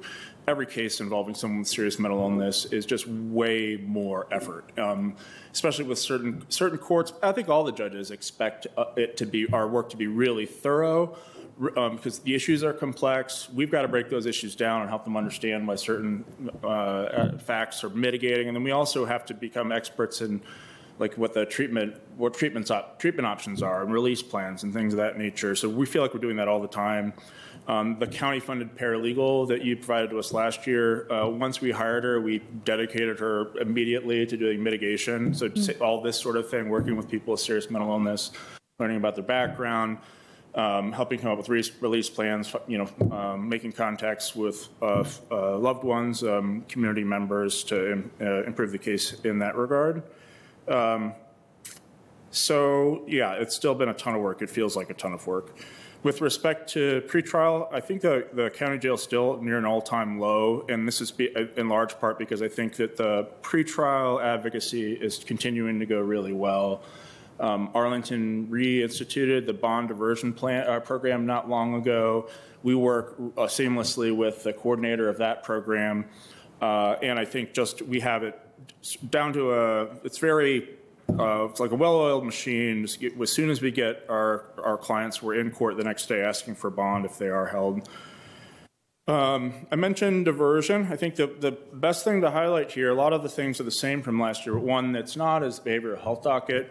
That's going really well. It's going really well. We're really pleased. I know it was a ton of effort. It was many years in the making, and then even the final push, there was some acrimony with that. But we made it. We've got a program that works. The right kinds of clients are getting in, and it's a great team that's on the behavioral health docket. I think Judge O'Brien does a fantastic job, and there's a great camaraderie with them, collegiality, and I think that the work they're doing is fantastic. Hope to see some more graduates soon. And obviously, as we're having great success with it, I think the program's also going to expand. I know that was what was anticipated, like 2025. I think we're about half that right now. But we're getting there, and I think we're not going too far too fast. We're taking it at the right pace. And our office is really enjoying it. I think it's nice to have that kind of collaborative approach in our courthouse because it hasn't always been that way, and it feels great to be collaborative and feel like you actually. It's not like we're putting up with something, diversion because we want something else, but we can't get that thing. It's like this is actually a good program, and like I said, like the people who need it are getting into it. It's not like we're necessarily just funneling people into that program. Mentioned the community engagement stuff, and I also mentioned diversity and staff retention. Just on that point with staff retention, we haven't had anybody leave over the past year for financial reasons. We've had a couple departures, but people are sticking around at our office, I think, in large part because they feel like they can, and they're able to pay their bills, and they're able to, support their families, things like that. People want this to be a career. People really do want indigent defense to be a career, especially these days, with it being more of a movement. And I think we're getting to that point where it's possible, even with the cost of living in Arlington. And our staff continues to be very diverse. So 4 of our last 5 hires have been people of color, and we're interviewing right now, and we're hoping also to fill our attorney staff with we're hoping for a more diverse applicant pool, but diversity obviously is very important to us. Next slide, please. I guess I was just talking about that. And then the slide after that one. I believe that the county manager has proposed it's about $50,000. That would, across our entire payroll, that would be, I think, about a 4.5% raise. Obviously, we very much appreciate the consideration. I would just note that it's funny how this works. I think this should definitely have been expected, but in leading the way, now everybody calls me from other public defender's offices. They're like, how'd you get Arlington to pay for this? Like, and what's their plan? Like, are they going to do this in 3 years, 4 years, whatever? And then I explain, well, give us a generous supplement. Here's where we're at right now. And then all the other places want to beat it.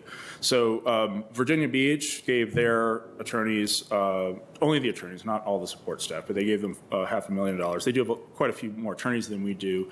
But percentage-wise, I think it's a little higher than where we're at. And then Richmond just got a huge supplement that brings them almost to parity. So, our request would be, I know it's just a slight little dent in the county's budget, but even just an additional $50,000 would get us much closer. And if the hope was to get to pay parity in 3 or 4 years, we wouldn't require this massive leap the subsequent year. So that would be our request. And I think it's, I don't. Priscilla shared this information with me. She asked me not to spread it far and wide, but I think it's enough to say, without sharing like this specific payroll numbers, that they still, like our local council attorneys make a lot more, especially at the supervisory positions.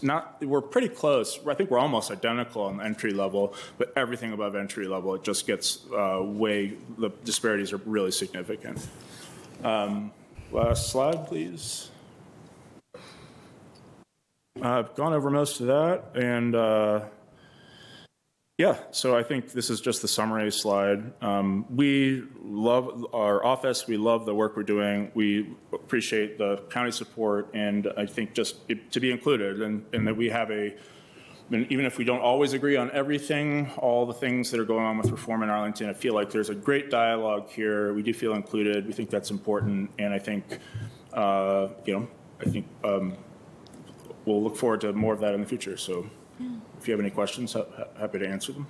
Really appreciate that. And that partnership takes effort from you all too. I know Ms. Carpenter in particular was a real leader in the recommendations of the police practices group, which we're working our way through implementing. So we really appreciate your partnership in return. Yeah, sorry about that independent auditor bill. That was We have I don't know how hard I can lives. roll my eyes, but that's what I'm doing inside right now. Incredibly disappointed. Yes. Incredibly disappointed.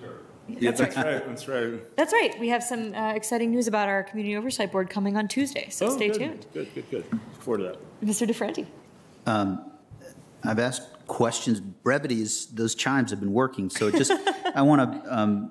Introduce them at board meetings. You guys know that I can't unread, and I continue to think of Just Mercy, which is not what you do every day, but it's related. Just a big thank you to you, Mr. Haywood, and also to you, Ms. Carpenter. I know pivotal role in police practice group. Just so I understand, this is, you guys know we have the ongoing bucket of funding and the one-time funding. So this would be an additional, the request is for an additional $50,000 that would double that percentage to about 9% of the perhaps 15 to 45% on an ongoing basis, just so I understand. Yes. Okay. Yes. Great. Thanks. Excellent. Mr. Karantonis. Thank you. Thank you for the presentation. Thank you for the work. Thank you for everything. And it works, right? One question I have, because I see that with concern that you are getting so much of the mental health, the SMIs that you say. So is there anything on somewhere else, like in police department area or any other fix that could rebalance this kind of workload? Is some of this avoidable? That's the point. Yes. It's so complicated, though. When you have these conversations about why do we have so many people down in West Penn State Hospital, you might have a certain idea. And actually, I had a meeting with DHS about 5-6 months ago, and I was coming into it thinking and it was specifically the people at the jail, the handful of people at the jail, I was thinking it must be this problem. And then we start talking, and there are 8 or 10 different points in just from the moment, even before you have contact with the criminal justice system through, sentencing, where there's things are really breaking down. To me, a big one is I think right now we're still over criminalizing misdemeanor conduct, but I think that there are also there's housing is a massive need for our clients. The kinds of supportive housing where there's treatment services.